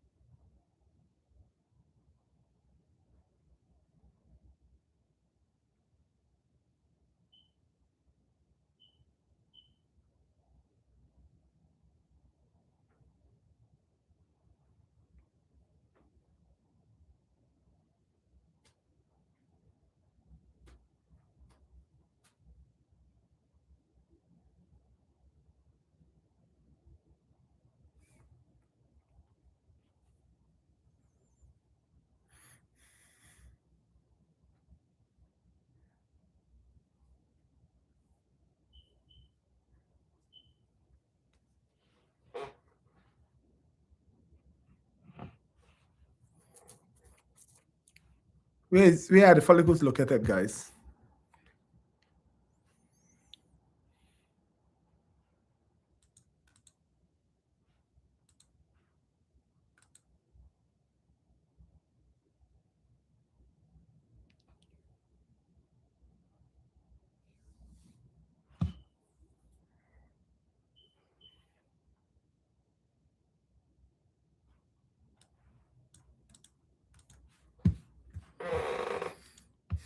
Yes, everybody.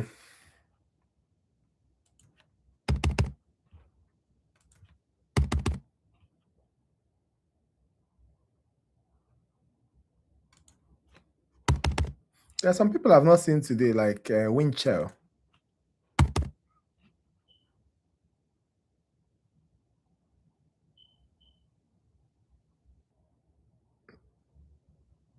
Yes, the answer is cortex.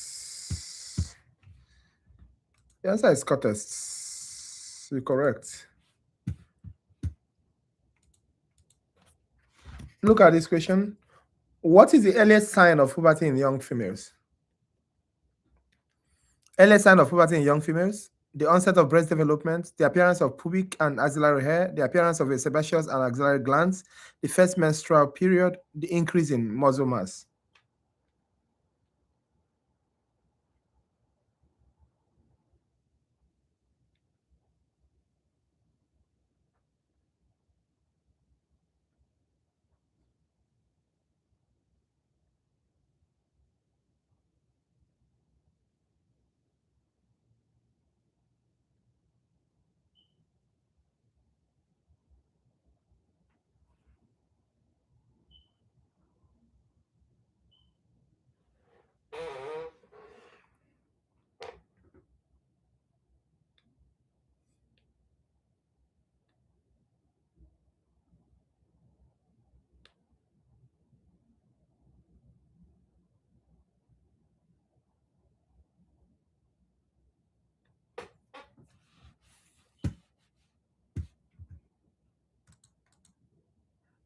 What's the earliest sign, guys?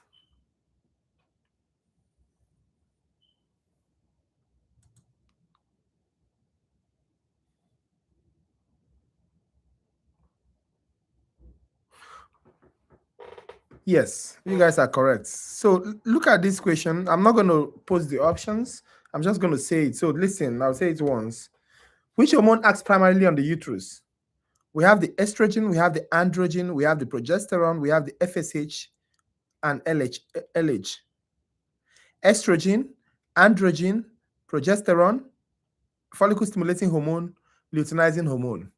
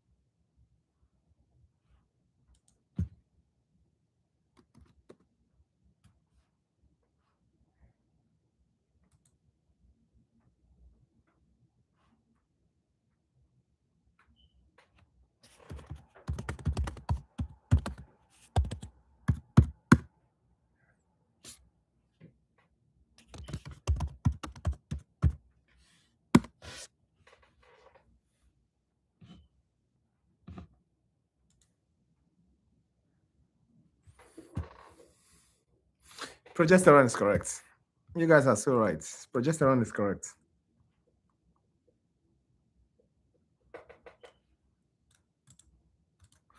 So look at this one. I'm not going to post the question options as well. I'll just say it.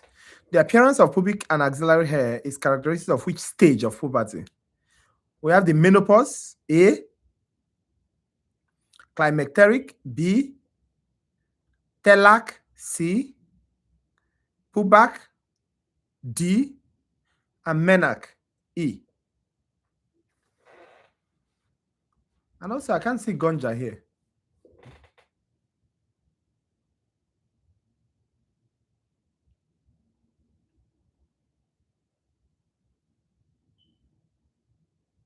Yeah, progesterone is correct for that question. This one, the appearance of pubic and axillary hair is characteristic of which stage of puberty? Menopause, climacteric, telac, pubac, and menac.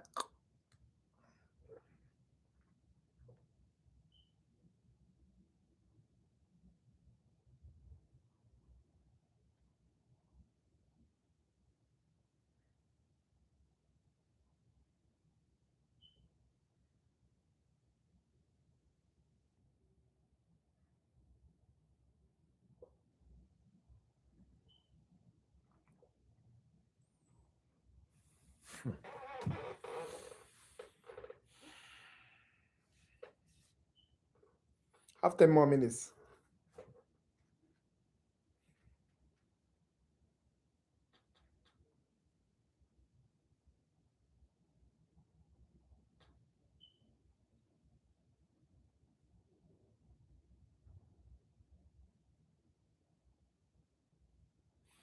Menopause, climacteric, telac, pubac, menac.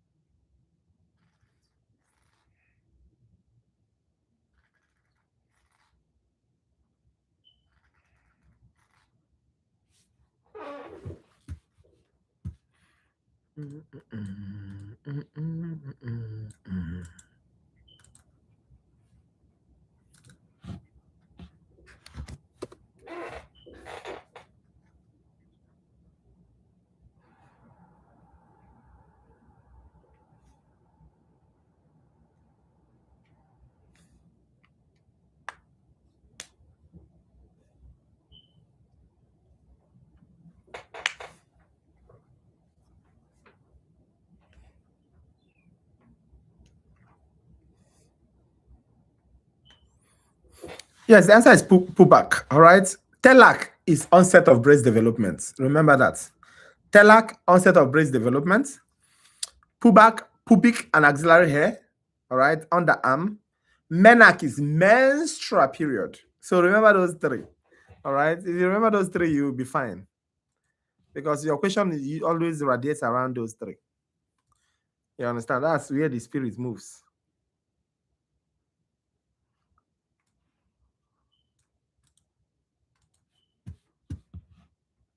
All these things are just testing the microphone question. We've not even got to the main question, but unfortunately, the time is against you. What are the midlife change? What are the midlife change in estrogen and progesterone levels refers to as? We have climacteric period, we have atresia, we have menarche, we have puberty, we have apoptosis. Climacteric, atresia, menarche, puberty, apoptosis.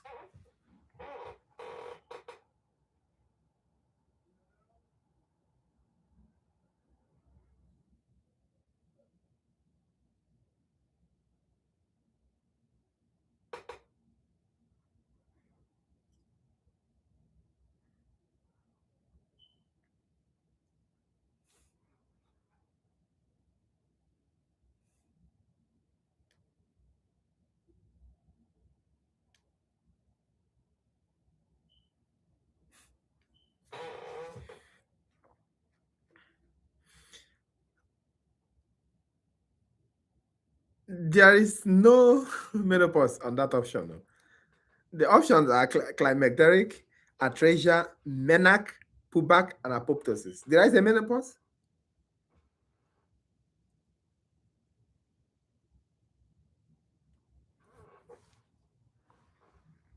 Oh, I said menopause? No, please.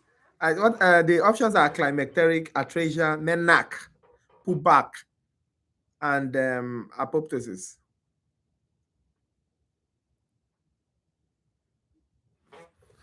No, I, I don't know if I said menopause, but there's no menopause in the option. And yes, the answer is climacteric. Let me so that I can continue. Menopause is cessation of menses, all right? This is another question on its own. Menopause, cessation of menses.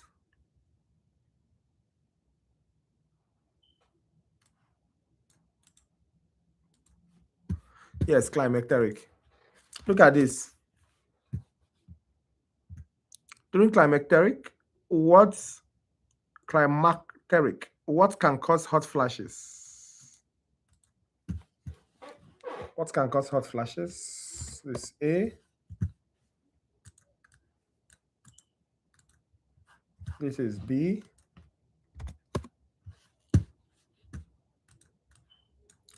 This is C.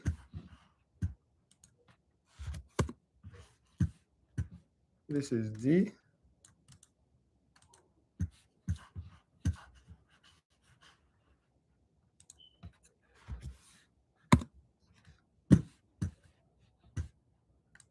And this is E.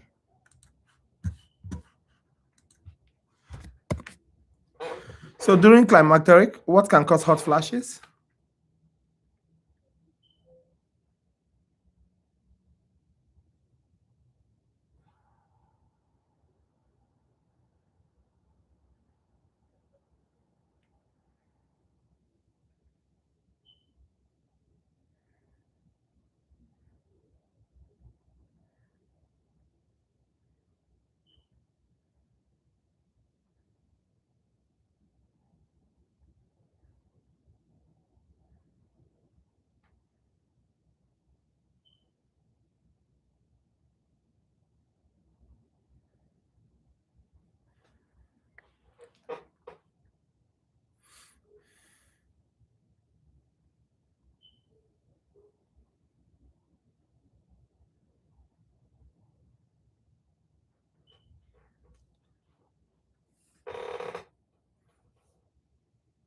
During climacteric, what causes the hot flashes? Vasoconstriction of cutaneous arteries, vasodilation of cutaneous arteries, vasodilation of cranial arteries, vasoconstriction of cranial arteries, etc.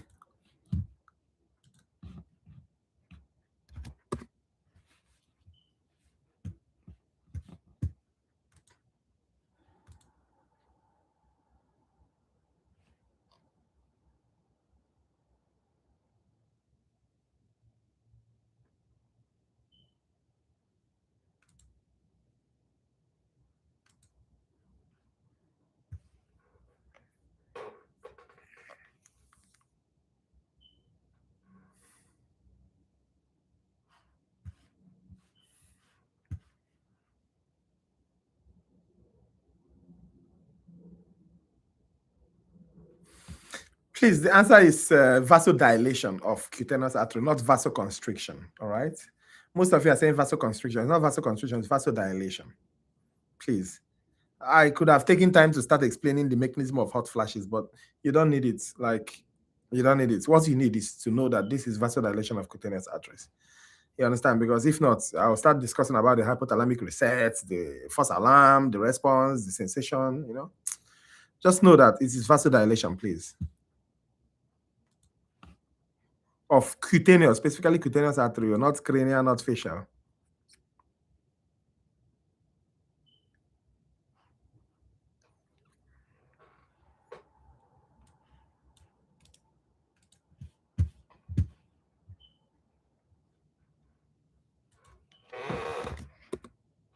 What does the term menstrual cycle specifically refer to?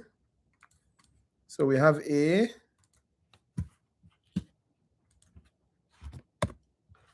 have B,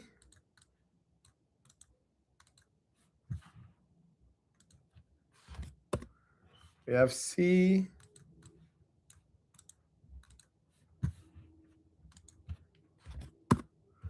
we have D,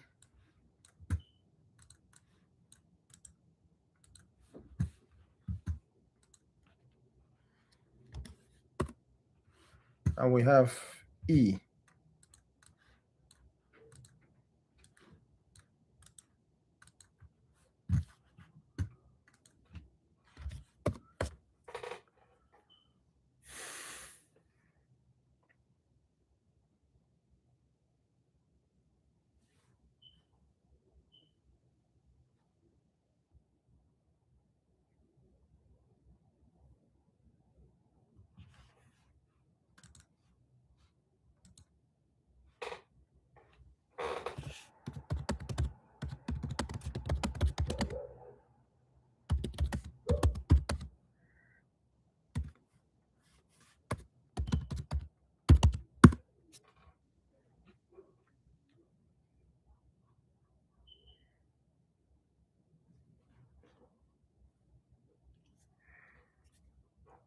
So what does the term menstrual cycle specifically refer to?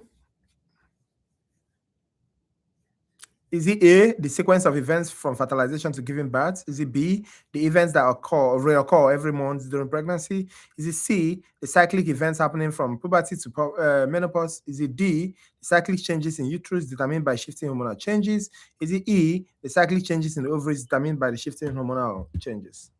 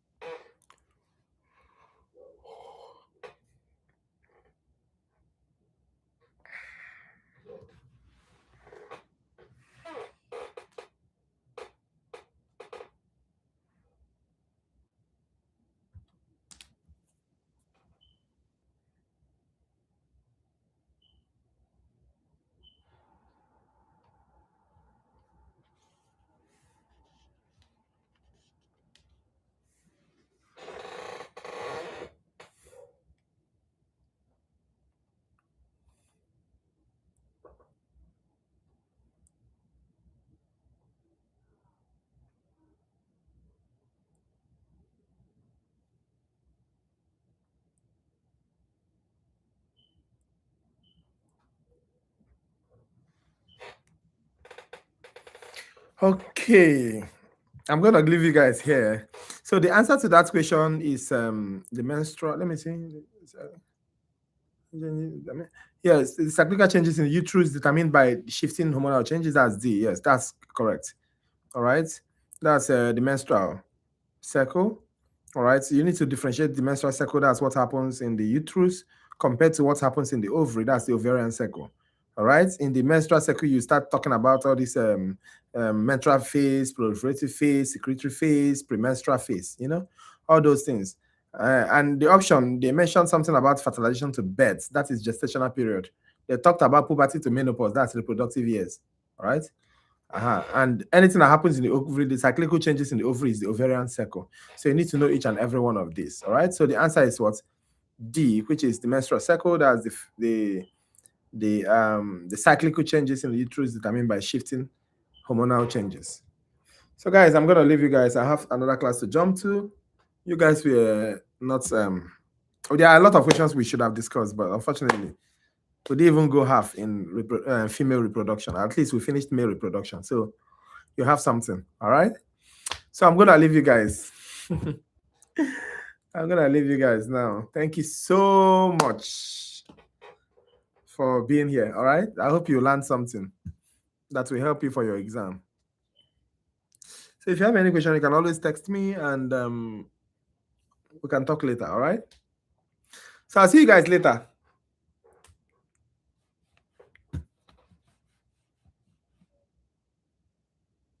You're welcome, Jordan. Thank you so much. Thank you, Gabby. Thank you, Donnell. And everybody. I'm going to end the stream in the next 1 minute.